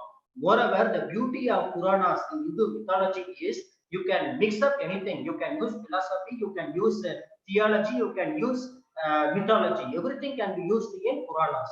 That allowed him the scope. Even Raja Rao believed the use of Purana helps him in transcending language barriers. Because in this village in India, everybody is prone to mythology. Every country, every village has its own Sthala Purana. Every village believes Rama might have come there and sit under the banyan tree or peepal tree. Sita might have thrown her sari over the yellow rock over there. Some such a belief always exists in every village of Kandapura as well as in the Indian villages. That's the idea of Raja Ram. He believes in the quest for self-realization, which Ramasamy does. See, in this novel, you find Ramasamy is unable to cope up with his wife, Madeleine, because Madeleine belongs to France. So there is a dichotomy in their understanding, but Ramasamy finds fulfillment in Savitri. Savitri is the woman he encounters, he has a relationship with her, but one thing we need to understand how this novel considers Savitri. Here Savitri has come as the rescuer. She rescues Ramasamy from his search. But in spite of that, Ramasamy is unable to come to a conclusion the meaning of life. That is why at the end of the novel, Ramasamy says he is going to move to Travancore. That is where from the search, the next novel is called The Continuity of the Serpent of the Rope. So Ramasamy, you have mythology like Radha Krishna relationship, which we have Rama's relationship with the Savitri. Savitri myth we will discuss later. In Cat and Shakespeare, you find the hunter and the bilwa tree. Again, what kind of mythology is induced here? This bilwa tree, you know very well. It is a symbol used by Raja Rao in this. See, in fact, Raja Rao believes in the use of symbols. In Kandapura, it is a parallel mythology, that is structural mythology. Whereas in Cat and Shakespeare and the Serpent and the Rope, diagonal technique is followed. That means here symbols play a vital role. Bilwa tree, you know, bilwa is the most liked plant tree by Shiva. That too, our mythology, as per Hindu mythology or Indian mythology, when Shiva was under a tree, he accidentally a hunter. He dropped a bilwa tree on the head of Shiva. Immediately he was blessed. Such is the belief of these people. These people, especially these credible people of India, they always bestow some kind of sacredness to these trees as well as to other symbols. In fact, we have so many other related things like Sindhuba, Hanuman, Bhima. These are the things used here. That means you take the title, that is Cat and Shakespeare. In fact, Shakespeare doesn't have any role to play here except the characters. In Cat and Shakespeare, especially it is Govinda Nair, which is Ramakrishna point. These are the characters here. In this, Govinda Nair is considered a trickster sage. You have to compare this novel with a Guide, the Guide by R.K. Narayan. In Guide also you have a trickster stage. In this novel you have a trickster stage who is made to accept things. In fact, what's the idea of Raja Rao in this novel? Here he has found a guru. Maybe you can link it with the personal life of Raja Rao too. This novel talks about how mythology shapes human mind. Next, let me move on to R.K. Narayan. In R.K. Narayan, you find a myth in digressional manner in Mr. Sambar and Financial Expert. There is a structural use of myth in Maneater of Malgudi. Again, the difference between Narayan and Guldraj Anand, they are poles apart. They are poles apart, but still they can be together because the fact, the thread that connects both these writers, that remains to be same. But one difference you have to know. You take, for example, the first novel we discussed, that is Kandapura. There you find the people, they are religious. That means the whole village is immersed in religious rituals as well as mythology. Whereas when you take R.K. Narayan's novels, you find an artificial, that is imaginary community, that is Malgudi. In Malgudi, the difference is they are not mythological people, but the people who are prone to westernization, but who are trying to understand how, who are trying to match their that present situation with that of past. That is the problem with these people. The Malgudi people are influenced by Western impact, and then they are leading their sophisticated life. In spite of that, they continue their search. They are confused here how to mingle with the past. That is how they have tradition. In fact, the focus is Narayan. He doesn't deal much with myth, rather he believes in tradition. Whereas Guldraj Anand, his focus is on mythology. That's the vast difference. Then again, when you take the first novel, Kandapura, there we find how an outside force, that is Gandhi as an outside force, enters, and then how the people encounters that force. That is religious force. The religious force towards, that is the external movement. Whereas in R.K. Narayan's works, you find how, in fact, including religion, they turn out to be a secular force. That's the difference between Narayan and Anand. Sorry, Raja. You take Sambat. Sambat, you have to link with, see, parallelly, we have to link this novel with the previous author, that is Raja Rao. Sambat, again, can be beautifully compared with Raja Rao's Serpent and the Rose. There, Ramasamy, here, Sambat. Here, the main character is Sambat, but the person who involves in the ontological search is Srinivas. In this, you find Srinivas trying. Srinivas always trying to find the meaning of life, the meaning of existence. The novel, in fact, written as something, Sambat deals with the film industry. The novel deals with film industry, but it is not the prevalent theme. The novel holds something, another theme, parallel theme, that is how Shiva burns Kama. It is third eye. In this Srinivas, this mythology is used here. You know very well the burning of Kama, that is Kama, god of love. He wanted to test the power of his arrow on Shiva. Shiva became very angry and then he burnt Kama by his third eye. In this also, Srinivas is confused with so many things, but his eyes are open, which is ontological quest. And then finally, he wrote, that's what the, in fact, he is about to write a script, movie script, that is burning of Kama. So this one reveals also Sita myth as well as how Rani's abduction feels. In this novel also, you find the woman being used as a rescuer. In the previous novel, you find Savitri helping Rama. In this novel, you find Shanti and Ravi to show how carnal pleasures should be avoided during our ontological quest. Again, in Financial Expert, you find the use of mythology. Margaya is the central character, and then the concept of Lakshmi, Saraswati, mythology based on them is used, but still Margaya representing their contrast. Margaya is he is much bothered about money. He worships Lakshmi, whereas Dr. Paul, he believes in understanding knowledge. So he wants to have Saraswati as the goddess. That is the contrast used here. In fact, I told you in digressional mythology, you find the symbols. Here, banyan tree is used as a symbol. It represents how Buddha enlightened. Then lotus, milk, fire, banyan tree. They are all used as archetypal images in this novel. In Maneater of Malgudi, I told you this is this you have to compare with Narayan's the first work, that is Kandapura. In Kandapura, you have Gandhian force. In this, you have the myth called Bhasmashura. I have included there Bhasmashura myth. You know the story of Bhasmashura. Bhasmashura, he was gifted by Lord Shiva. But he wanted to test his power on Shiva himself. That is why God himself incarnated as Mohini. And then he enticed Bhasmashura and made him to place his hand on his own hand. He died. This is mythology. In this story, you find Vasu as an incarnation of Bhasmashura. When Vasu enters the village, the whole village is disturbed. Before his arrival, the place was full of tradition. Once when Vasu enters the place, the tradition was disturbed, myth was disturbed. The people started objecting to all the Vasu he is a taxidermist, that means he is there to hunt animals and then stop them. So these people, we have here mythology, how mythology is used. In traditional mythology, that is Bhasmashura, he wanted to test his power against the creator himself. Same way here, Vasu wants to show his power to his own master, that wild one. He wants to show his prowess to the people who raised him. That is, even Nadaraj helped Vasu, but Vasu objects Nadaraj too. This is the situation here.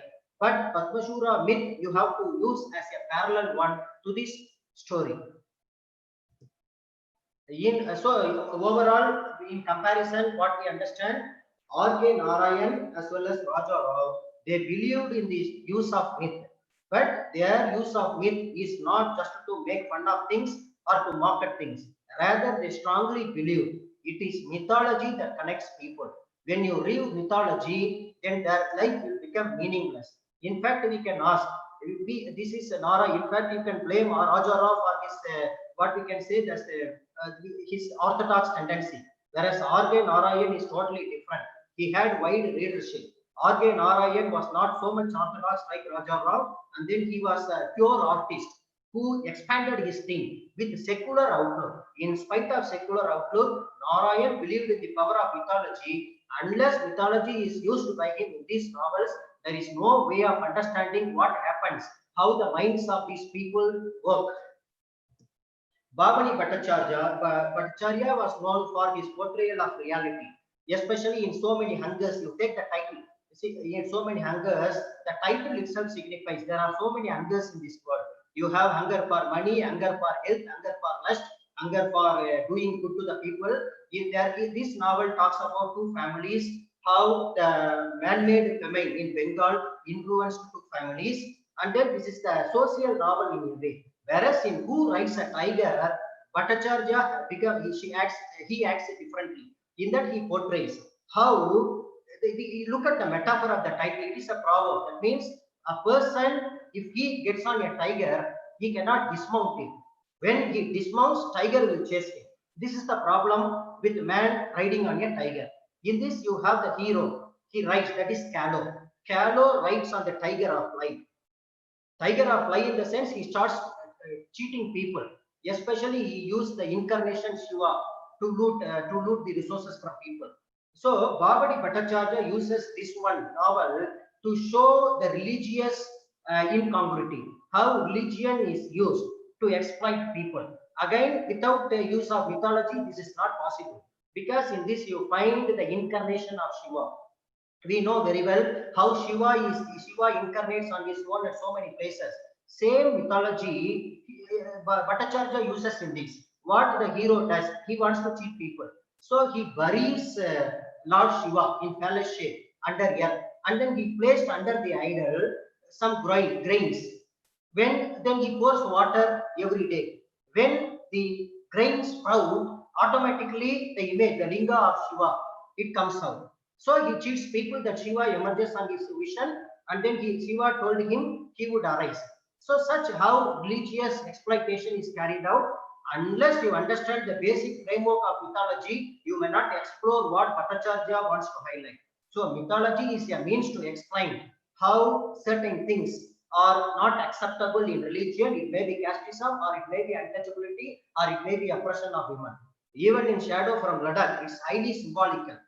See, most of the persons we focus only on the social aspects of Bhavani Bhattacharya. It is not so. Again, it is like the real meaning, the mythology is hidden in his novels like a jewel. You have to excavate it with careful attention. So in Shadow from Ladakh, it's highly symbolical, because he uses some of the political characters in divine sense. Unless you understand the mythological notions of these divine characters, you cannot appreciate what Bhattacharya wants to convey through these political figures. Salman Rushdie, so we are gradually moving. How writers, they used mythology in one sense, gradual development you can find in Salman Rushdie. Because Salman Rushdie, what we can say, his main intention is to show the contemporaneity of the myth as well as the presentness of the past. That means how myth is suitable even to the contemporary times. But still, before moving on to these kind of writers, we should always keep in mind, most of these writers, including Salman Rushdie, these writers are like Trishankus. We know the concept of Trishanku. Again, you need to understand mythology. Trishanku, he was a king who wanted to transcend his mortality, and he wanted to enter heaven. But he was denied permission entering heaven, and then he was suspended on the air. Then he was given his own kingdom that's in between heaven and earth. So these kind of writers like Salman Rushdie or V.S. Naipaul, you have to consider as Trishankus. In Uma Parameswaran's term, they are nowhere men. See, these writers, they could not accept, they could not fix themselves. They are influenced by past, as well as they are unable to mingle with totally mingling with the Western tradition. That's why they stand in between, and then they experiment how to bridge the past with the present. In Grimace, you find it is not the traditional Hindu mythology Rushdie uses, rather he uses the Persian myth. Look at the very word title. In Grimace, you find the hero as the flapping eagle. The eagle gets its power, that is immortality, by drinking some good lotion. That spirit. He sings from the spring. By drinking the water from the spring, the eagle gets it. There is no title to that. It is flapping eagle. It gains its power. See, in Salman Rushdie, you find how magic realism is part of mythology. It is not without mythology, you cannot these kind of writings. His mind is imbibed in mythology, but adding some coloring to mythology so as to suit mythology to suit the present contemporary times. I told you very well, myth is always complex. So it is the beauty of such complexity that helps you in understanding how the complex situation of the present day world can be excavated. So in this you find the Grimace is the magician who controls the people of by using Grimace effect. The Grimace effect itself, it is a new notion Rushdie has created. So you can parallelly relate this with the contemporary times. That is the purpose of Grimace. Rushdie mingles them. I cannot go into the novels and all, time permits. So this basic understanding is the mythology links past with the present times. Then in Shame too, he uses Sophia Zenobia. The Sophia, this lady, she suffers from the guilt of her past. That is undecided parentage. This, in fact, this paves way for Rushdie's later works too. Again, it is guilt, myth dealing with the guilt. Then third, that what happens here, this Sophia, she has some hypnotic tendency. She mixes with the people and kills the own people with whom she mixes. This is the problem with Sophia. Again, mythology is highlighted. But again, the beautiful one is the ground beneath her feet, in where you find the myth of Orpheus and Eurydice. In Orpheus and Eurydice, you find how Eurydice is dead, and then Orpheus brings him here. Whereas in this novel, you find the mythology relevant to the contemporary times. In fact, you can even use the myth of Satyavan and Savitri that I will use in later slides. I didn't go much for these writers. Desai, in her Where Shall We Go This Summer, uses the myth of Rama and Sita, but these writers use in a digressional way that you need to understand, not a structural way. Rama and Sita myth in Where Shall We Go This Summer. Shashi Deshpande uses in Matter of Time, myths of Ranayaka Upanishad and Kada Upanishad. Whereas Amitabh Ghosh uses in Circle of Vision, ancient Upanishadic myth of Nachiketa. See the Nachiketa myth. Again, you have to understand Nachiketa myth so as to understand the role of Ramasamy in Serpent and the Rope. In Ramasamy, you find the spirit of Nachiketa. Who is this Nachiketa? He was an obedient child of his father, a Brahmin man. That Brahmin, it is a mythology, a Puranic tradition, I mean not mythology, Upanishad, a Puranic tradition. In this Upanishadic myth, you find this. This Nachiketa, he is a mythological character who forces his father. His father was conducting an yaga. So his father was giving some cows, that old sick cows, as to appease the goddess. But here, Nachiketa, he forced his father to offer himself as the prasad of Yama. Then he is sent to hell. There he was waiting for Yama 3 days. Yama was out of station that time. So Nachiketa was waiting to meet Yama. Yama returns there. Yama is much impressed by the penance of Nachiketa, and then Nachiketa asked 3 boons from Yama. What were the 3 boons? First thing, he wanted to be returned safe to his father without any harm. That is the first boon, which was granted easily. Then second boon, he wanted to understand the mysteries. That means that he wanted to know his life, so understanding things. That also granted. Whereas the third wish, it really confused Yama himself. He wanted to understand the meaning of death, meaning of life, which Yama could not grant, and then he was bribing Nachiketa by giving the wealth, all the riches of the world. But Nachiketa was stubborn. He wanted to know the meaning of life as well as the understanding of death. So this concept, there you find Ramasamy is making such an ontological quest. If you don't understand the mythology of Nachiketa, we have to fail in understanding the quest of Ramasamy. Then Shashi Tharoor, one writer we need to admire for his exaggerate use of Mahabharata. Mahabharata and Bharata, see, we may ask why most of the writers use only Mahabharata or Ramayana. Very simple. Mahabharata, it was both Mahabharata and Ramayana, they were the ancient classics, even the best of the world. Mahabharata was in fact considered the longest epic in the whole world. So in this great Indian novel, the title itself can be expanded as Maha, the great Bharata Indian novel. So in fact, Shashi Tharoor uses this as a commentary of our modern political situation.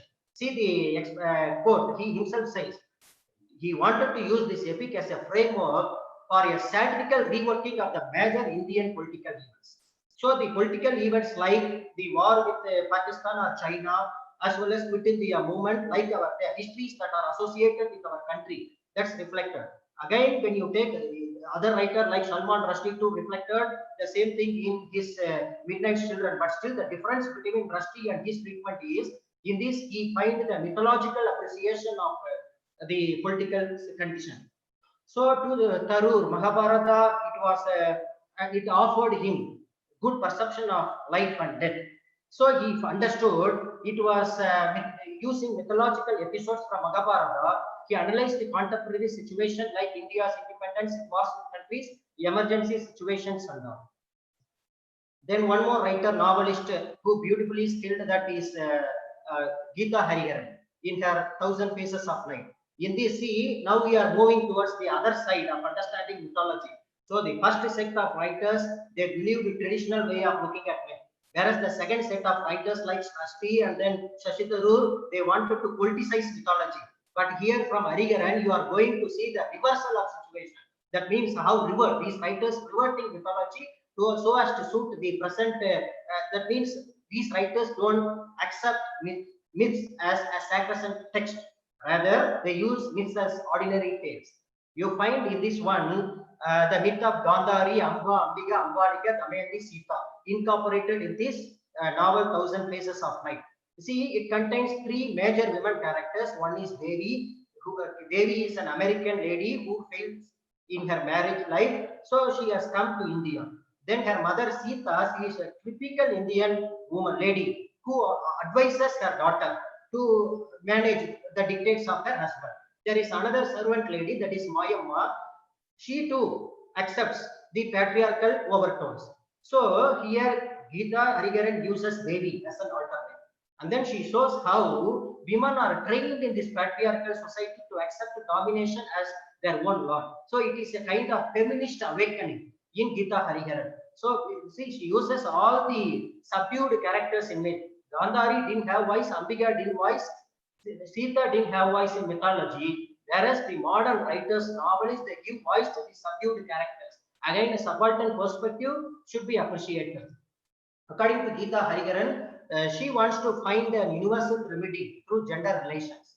So she exposes how traditional stories, they make women subservient in them. She wants to bring out the quest for identity of women.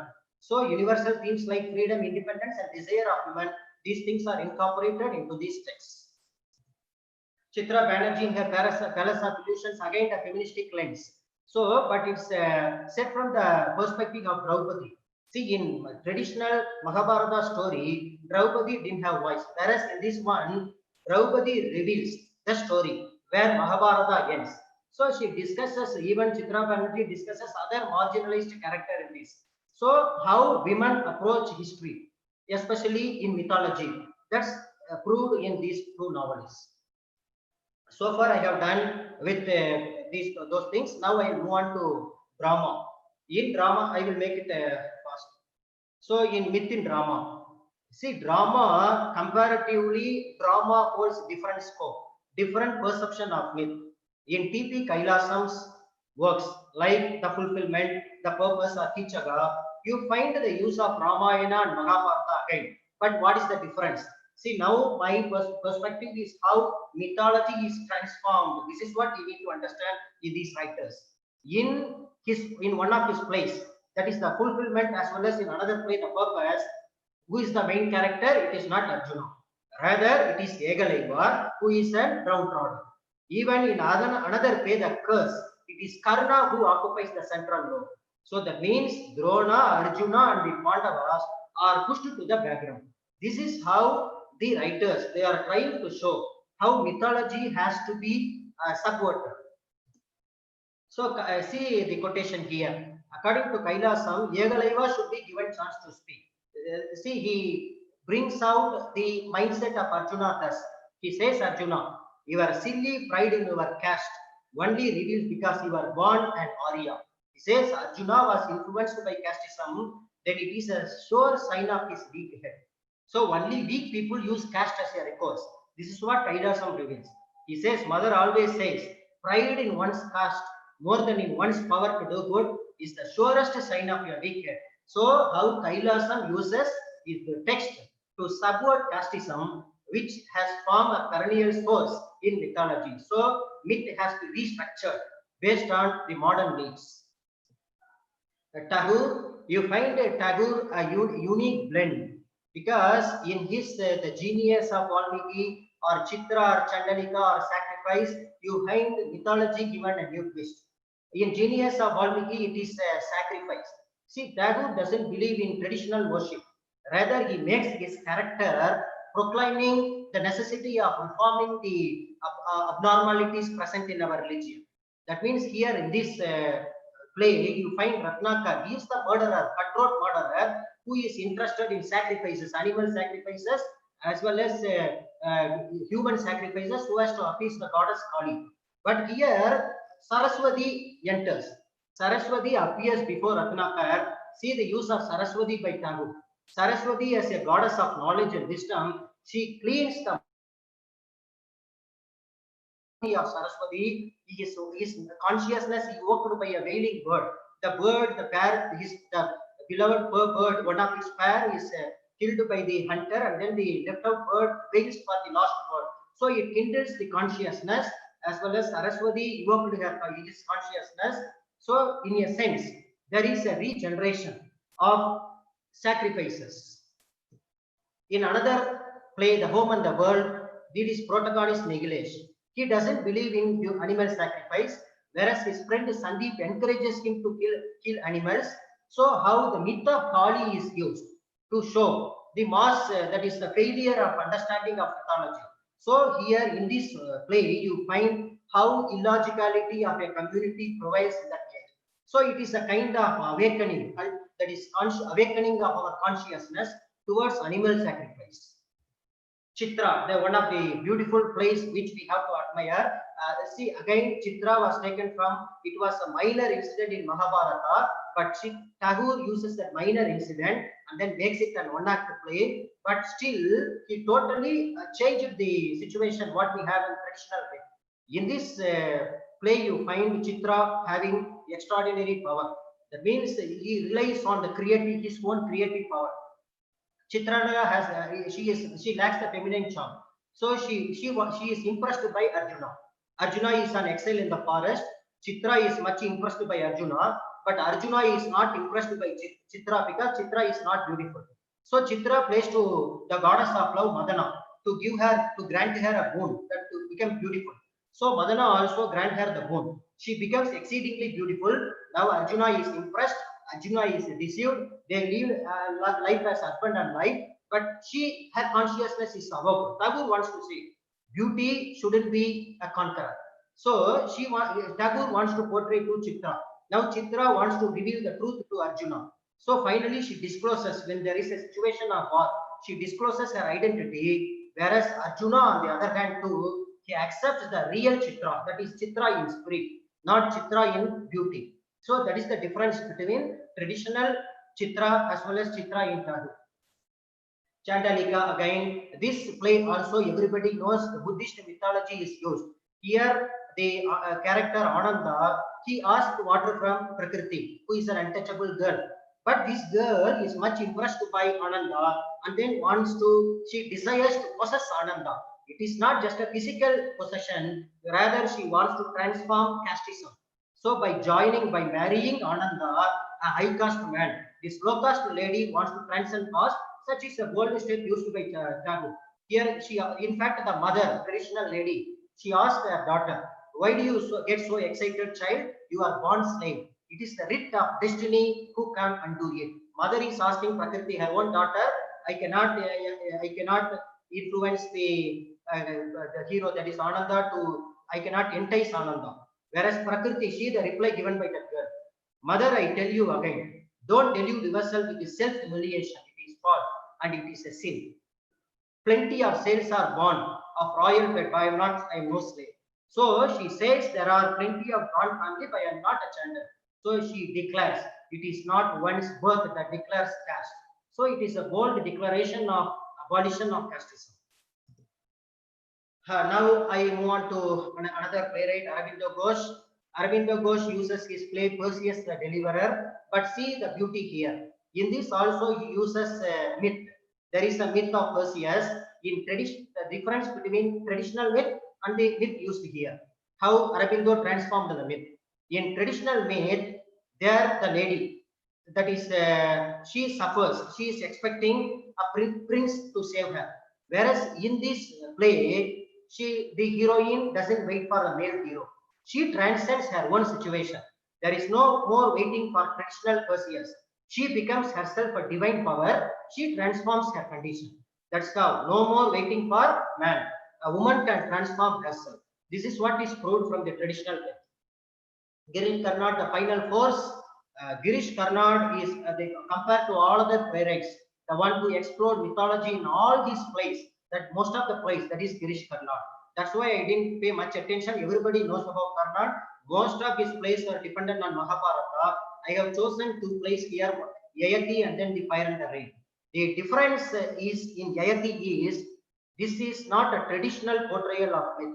Rather, here he uses filial conflict, caste conflict, and then conflict between genders. That's why by using this play, he shows how different conflicts exist in society. So the conflict between father and son, how the father wants the youth of his son, and then what is the conflict that arises. So he wants to subvert existing ideologies. This is another beautiful play by Girish Karnad. In Fire and the Rain, he uses different sets of characters. But what he proves is, it is fire which is needed for rain. But rain doesn't come out of prayers of Brahmins. Rain arises only because of the sacrifice of the tribal girl Mitilai. So how Karnad proves religious prayers and then religion is unnecessary. Rather, what occupies the central stage is the pure spirit of a tribal girl. Bhagasweta Devi, again, she uses, see why Bhagasweta Devi here? Bhagasweta Devi proves, look at her words. It is essential to revive existing myths and adapt them to present time, following the oral tradition, create new ones as well. She wants to use traditional myth and then gives her own understanding of the present situation. I use them with a new interpretation. How using with a new interpretation? I have taken as a play Draupadi. In traditional Draupadi, you find when Draupadi's sari her costume is removed, Krishna comes to the rescue. Whereas in this play, Draupadi, there is a character called Draupadi. She is the total antidote to the traditional Draupadi, because here, when Draupadi is violated by a group of men, high caste men, she refuses to wear dress. Rather, she uses nakedness as a force to tackle casteism. This is the difference. No more hero, no more dependence on a hero. Rather, the body herself becomes the force. So she becomes Sakti. Traditional Draupadi transformed as Sakti in Draupadi. So there is an empowerment of women taking place in this.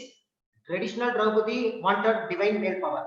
Whereas Bhagasweta Devi's Draupadi, she comes out victoriously without help from anybody, by using body as a weapon.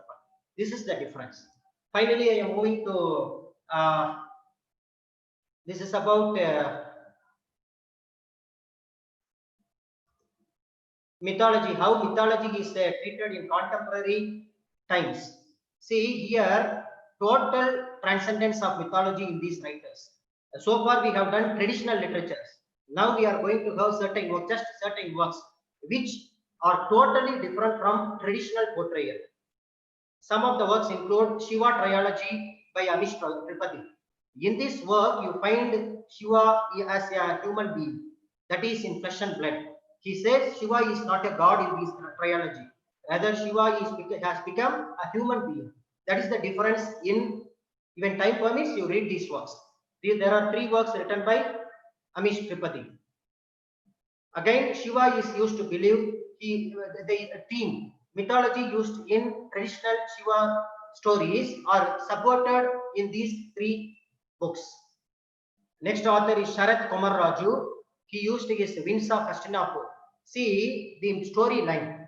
It is spoken from the point of view of Ganga and Satyavati. In traditional story, Ganga and Satyavati's voice are subdued. Whereas in this book, you find all the heroes are dead. Ganga is the only survivor. So she recounts the story from her perspective. A kind of feminist lens is given. Ramayan by Shamik Dasgupta. In this story too, you find how the traditional story is subverted.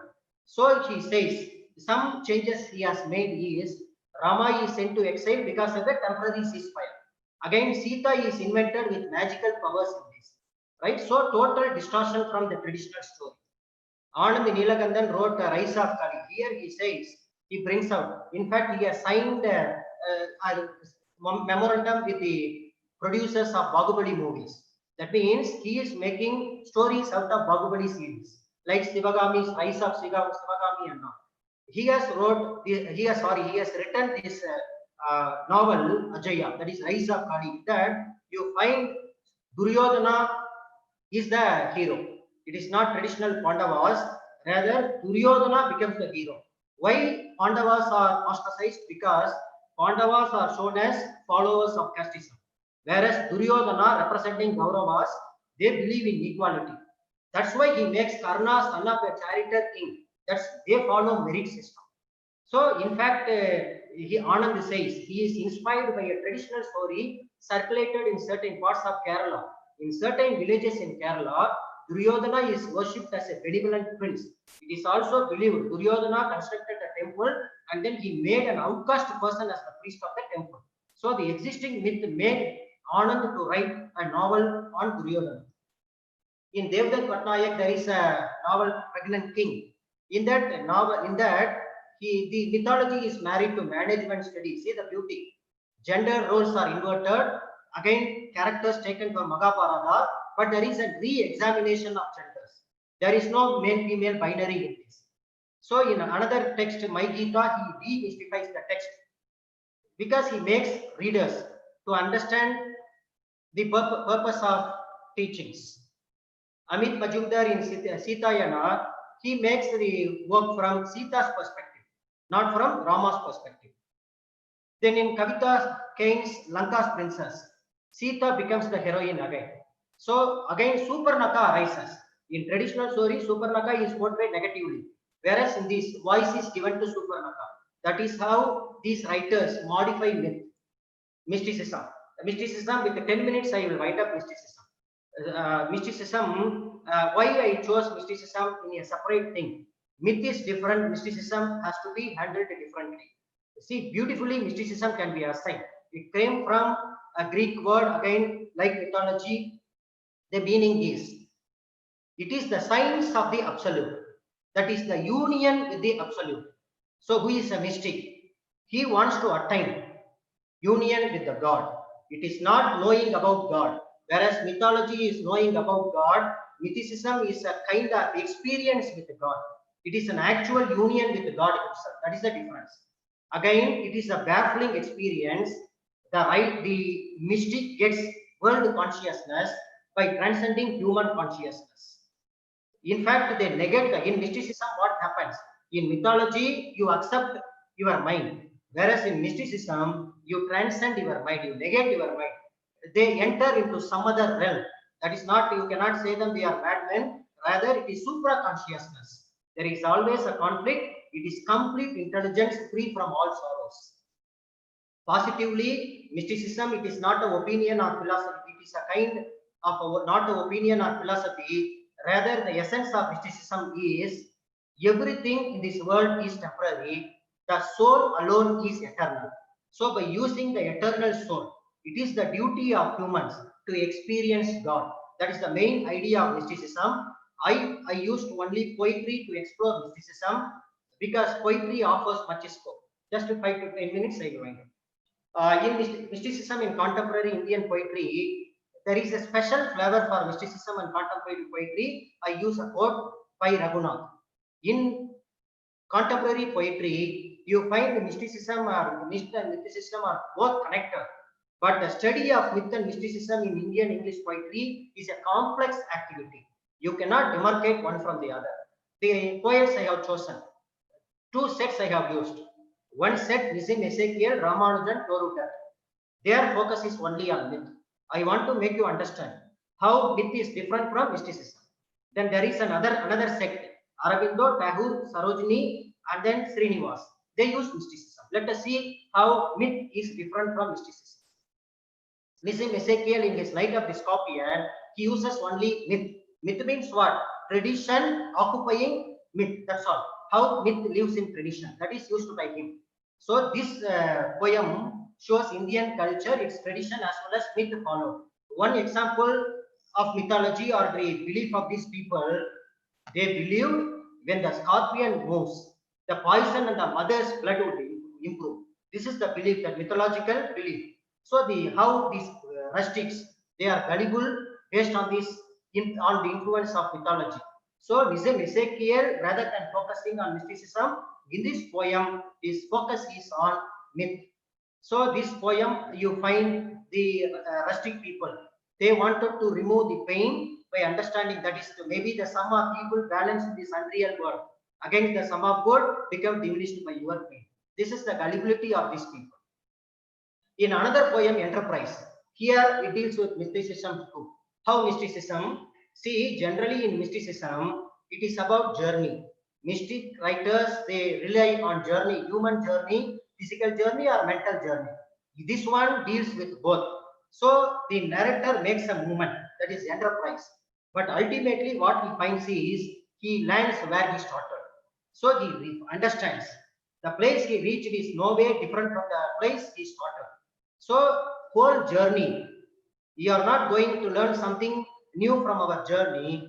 Rather, the whole journey is the understanding of the potentiality of the infinite. That is the purpose of enterprise. A.K. Ramanujan, again relying on myth, not mystic. He uses the concept of river Vaigai. See, traditionally in mythology, Vaigai was shown in positive light. The power of Vaigai, the constructive power of Vaigai is highlighted. It is a creator. Whereas Ramanujan reveals the other side of Vaigai. When Vaigai becomes overflooded, it kills and destroys so many people. So it is a new perception of myth, but there is no mysticism. That's why I am contrasting one with the other. Take Toru Dead, again you find myth as well as mysticism. In Lakshman, you find the mythology of Ramayana. But the story happens between, it is a conversation between Sita and Lakshmana. When Rama goes in search of the deer, Sita and Lakshman involved in conversation, and that becomes the story of Lakshman. Then in another work, Ancient Ballads and Legends of Hindustan, it deals with the archetypes of Indian womanhood by using Sita and Savitri. There are so many other legends like Goddess Pragalath as well as Goddess Uma in them. Then you have reference to Lakshman as well as Garda. So Toru had thorough understanding of mythology in her poems. Whereas in one poem, she transcends mythology, she becomes a mystic. Which is the poem? That is our Kashwarana tree. In Kashwarana tree, instead of following mythology, she uses mysticism. How she becomes a mystic? It is the tree that connects her to mysticism.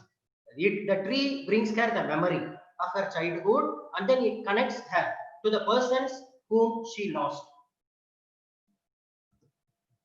See the final slides, 3 to 4 minutes I will wind up. In these final slides, you find how mysticism occupies the scene with the publication of Gitanjali. When Gitanjali was published, people started understanding mythology in a different sense. Now the mind is shifted from myth to mysticism totally. Spirituality became the dominant force of Indian life.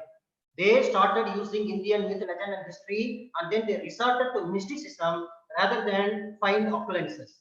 In modern Indian mysticism, you find how it is positive. It is not a negative kind which is portrayed traditionally. Rather, in this modern analysis, you find mysticism of positive kind, because it deals with the mind, that is spirit and matter. There is no more spirit alone. It becomes spirit and matter. Contemporary situation is used. You take Gitanjali or Savitri, deep mystic appeal. Poetic creation, see these writers, they use human activities like travel, professions, architecture of the human body to understand mystic understanding. Aurobindo in so many of his poems, he relies on mysticism. Especially only one poem I would like to take, Savitri. Earlier, see, you might have understood. So many times I refer to the word Savitri. What is special about Savitri? Traditionally, Savitri was a queen. She was gifted with extraordinary power. And then when she married Satyavan was taken to hell, to underworld by Yama.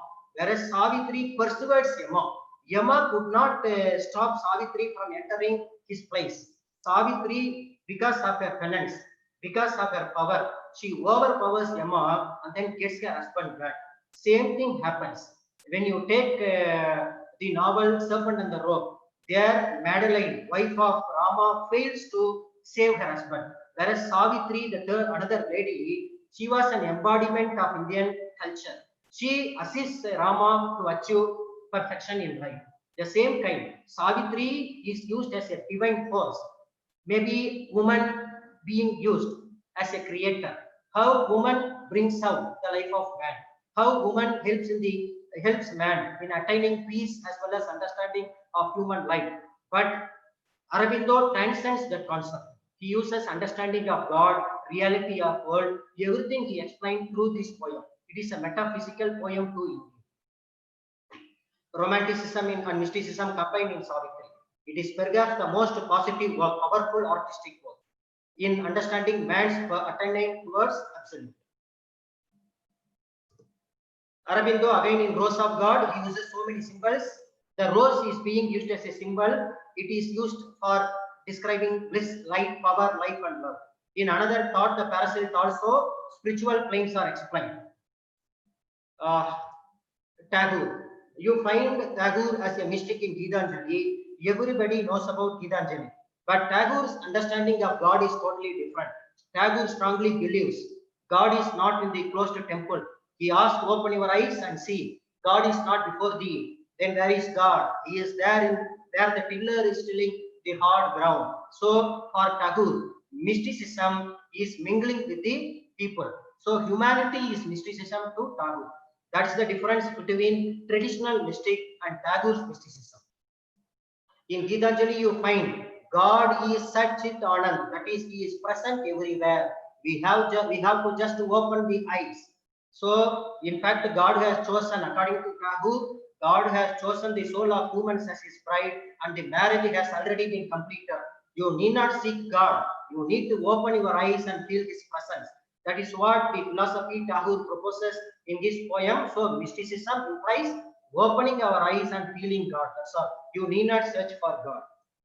Sarojini Naidu, final one. So, here in all her poems, you find the secret of life and death. She wants to taste both joy and pain. Both are gifts of God. You cannot avoid one from the other. The world is filled with both. When you want to remove bad things, you would remove good things too. So both are both are two kinds of this world.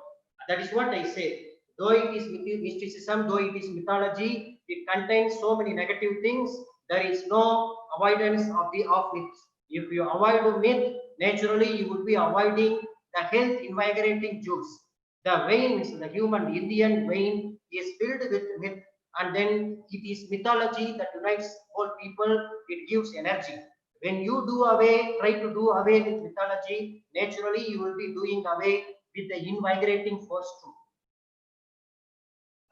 Last slide, Krishna Srinivas.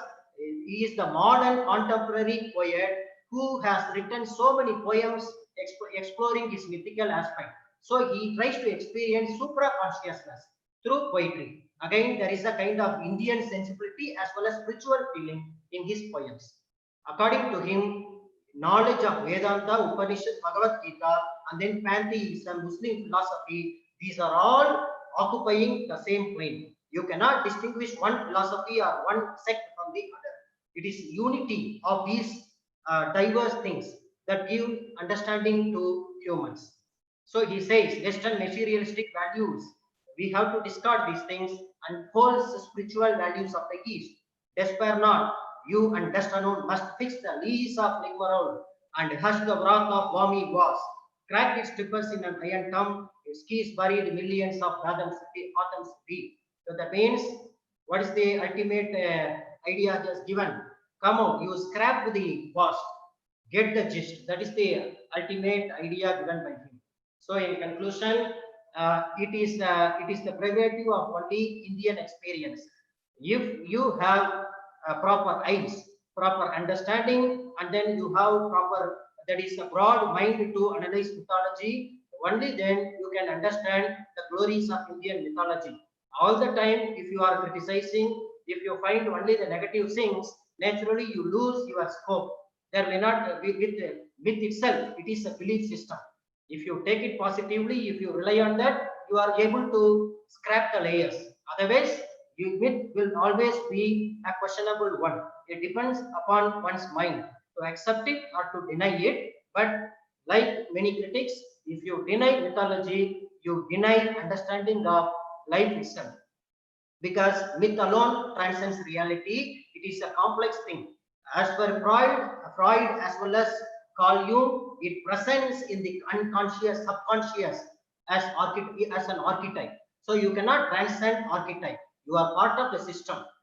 So myth helps in creating a new identity in Indian literature. Yet mysticism, it is a part of mythical aspects, but still mysticism helps the people to transcend myth and to attain a higher plane. So thank you very much for your patient listening. Thank you. Thank you, sir. It was an excellent rendition of the contextualization of myth and mysticism in various works of Indian English literature. Thank you, sir.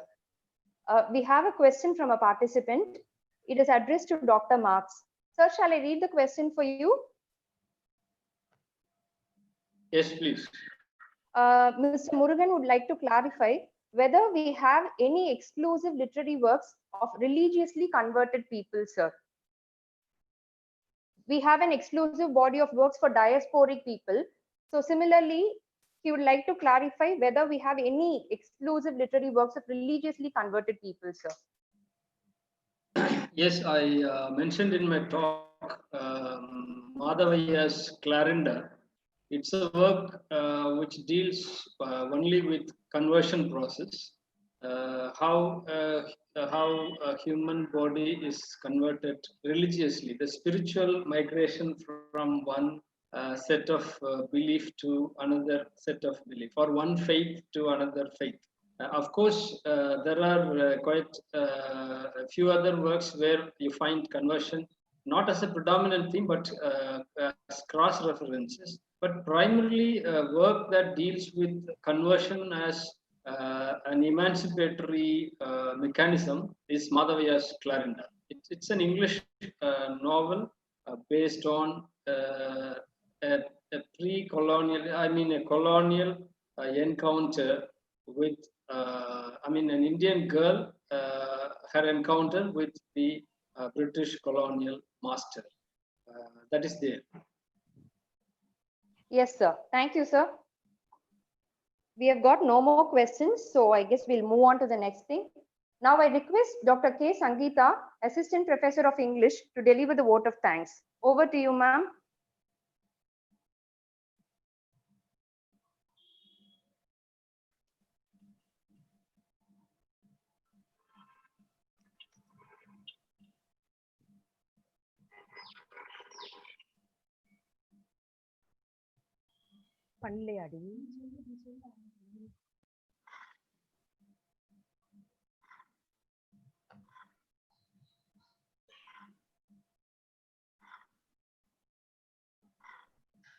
You are not audible, ma'am.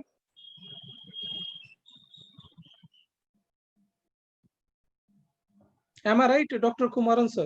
Yeah, it is not audible. Sangeeta ma'am, you have to unmute. You have to unmute. No, it is not audible. Not audible, ma'am.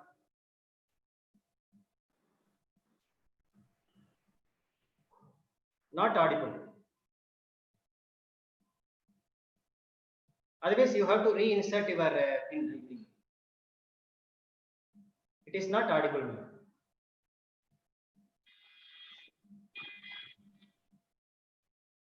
No, not audible.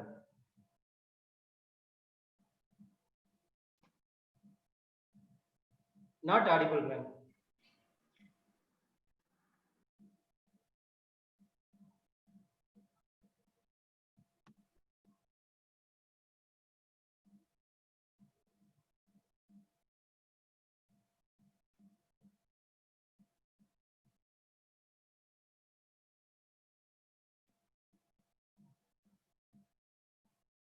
No, not audible, Sangeeta, ma'am.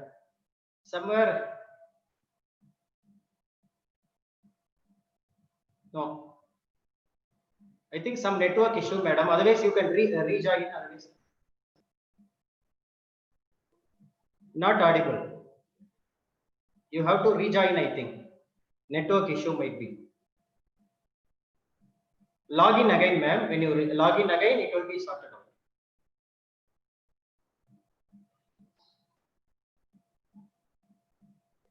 Let her join again. Yes, yes. Yes, sir. Because it should come to a formal ending. Yeah, yeah. Yeah.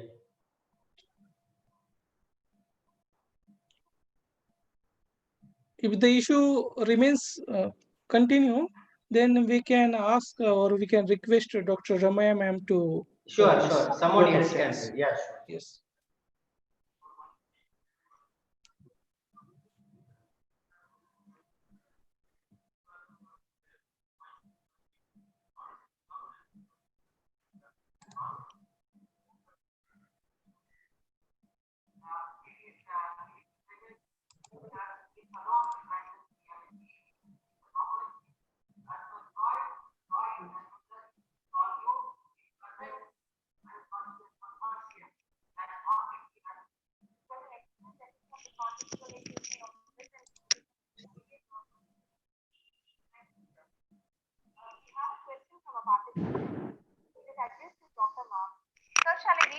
Ma'am, make your video. Is video available? Okay, then proceed now. Okay, unmute. You can proceed. Murugan would like to clarify whether we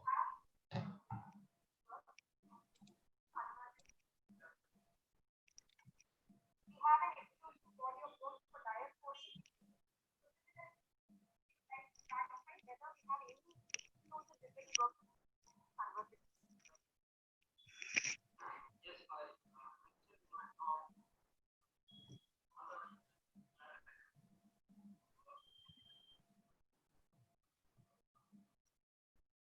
Not audible, Sangeeta ma'am, again. If the problem persists, you can ask someone else to propose the vote of thanks.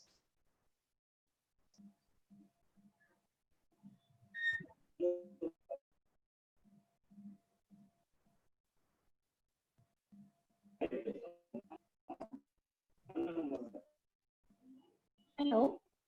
Hello. Yeah, now audible. Yes, audible, ma'am. Hello, doctor.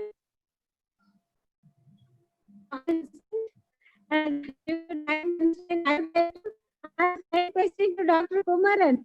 Yeah, listening, ma'am. Hearing you.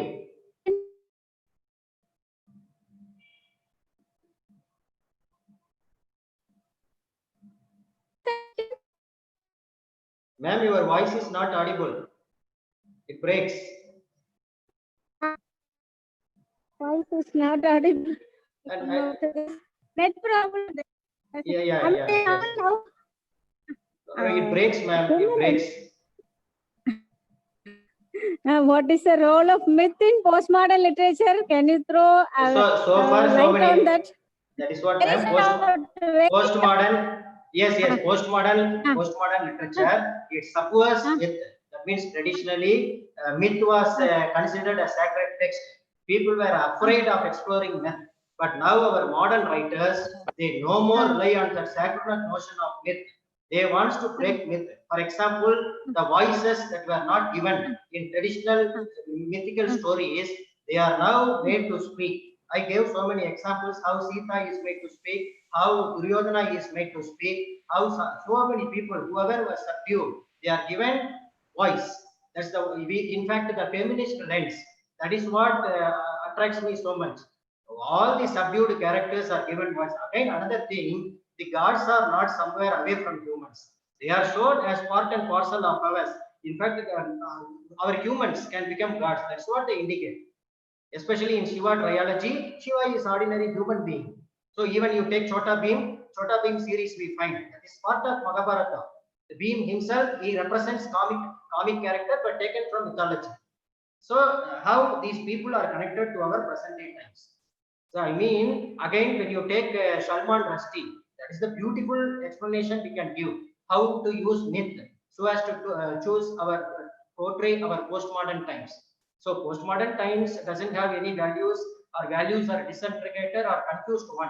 Such can be represented. The complex world can be explained only by using myth because it has its own complexity.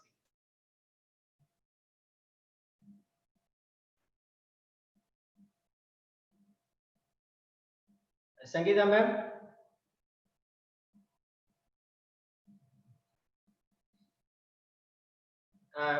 Tenmali ma'am, Sangeeta ma'am is not there. Someone else from your side can propose vote of thanks.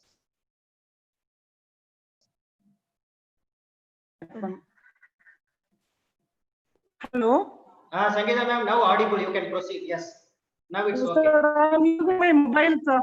I'm Anyway, sorry no for the technical it is glitches. perfect. It is perfect. You can speak. Yes. Yeah, okay. Yes. Yeah, a very good afternoon, everybody. On behalf of the Department of English, I extend my foremost gratitude to our benevolent management for permitting us to conduct this national webinar on Indian English literature. My wholehearted thanks are due to our esteemed principal, Dr. Umarani, for motivating us in all aspects. I extend my sincere thanks to Dr. T. Marx, Professor, Department of English, Pondicherry University, Puducherry, for taking us along the illuminating path of a session titled Imaging and Imagining Histories, a study of Indian English literature. Thank you, sir, for the erudite and insightful talk. I extend my gratitude to Dr. S. Kumaran, Assistant Professor of English from Thiruvalluvar Government College, Rasipuram, who proved his mettle by exploring the topic Myth and Mysticism in Indian English Literature. Thank you, sir, for your comprehensive and scholastic analysis. I gratefully acknowledge the generous and ready help rendered by Dr. Prashant Mote, our advisory committee member and editor of Langlet, an international peer-reviewed open access journal, for providing us the Zoom and YouTube platform to conduct this webinar. I convey my wholehearted thanks to all the participants, the faculty members, research scholars, and students from our institution as well as other institutions for their participation and wonderful cooperation. Once again, thank you one and all for making this webinar fruitful and successful. Thank you. Yeah, thank you, ma'am. Thank you, Sangeeta ma'am. Dear participants, kindly fill the feedback form in order to receive the certificate. Thank you. Okay. Prashant sir, shall we leave? Yes, it is up to you. Mark sir? Is Mark sir there? Yes, Mark sir has left the meeting. Okay. Shall we end the meeting, sir? Yeah, please end the meeting. Okay, yes. Thank you for all your help. Thank you, sir. Thank you, sir. Pleasure is all mine. Sir, Thanks sir, to thank you all. so much. Congratulations. You did a wonderful job.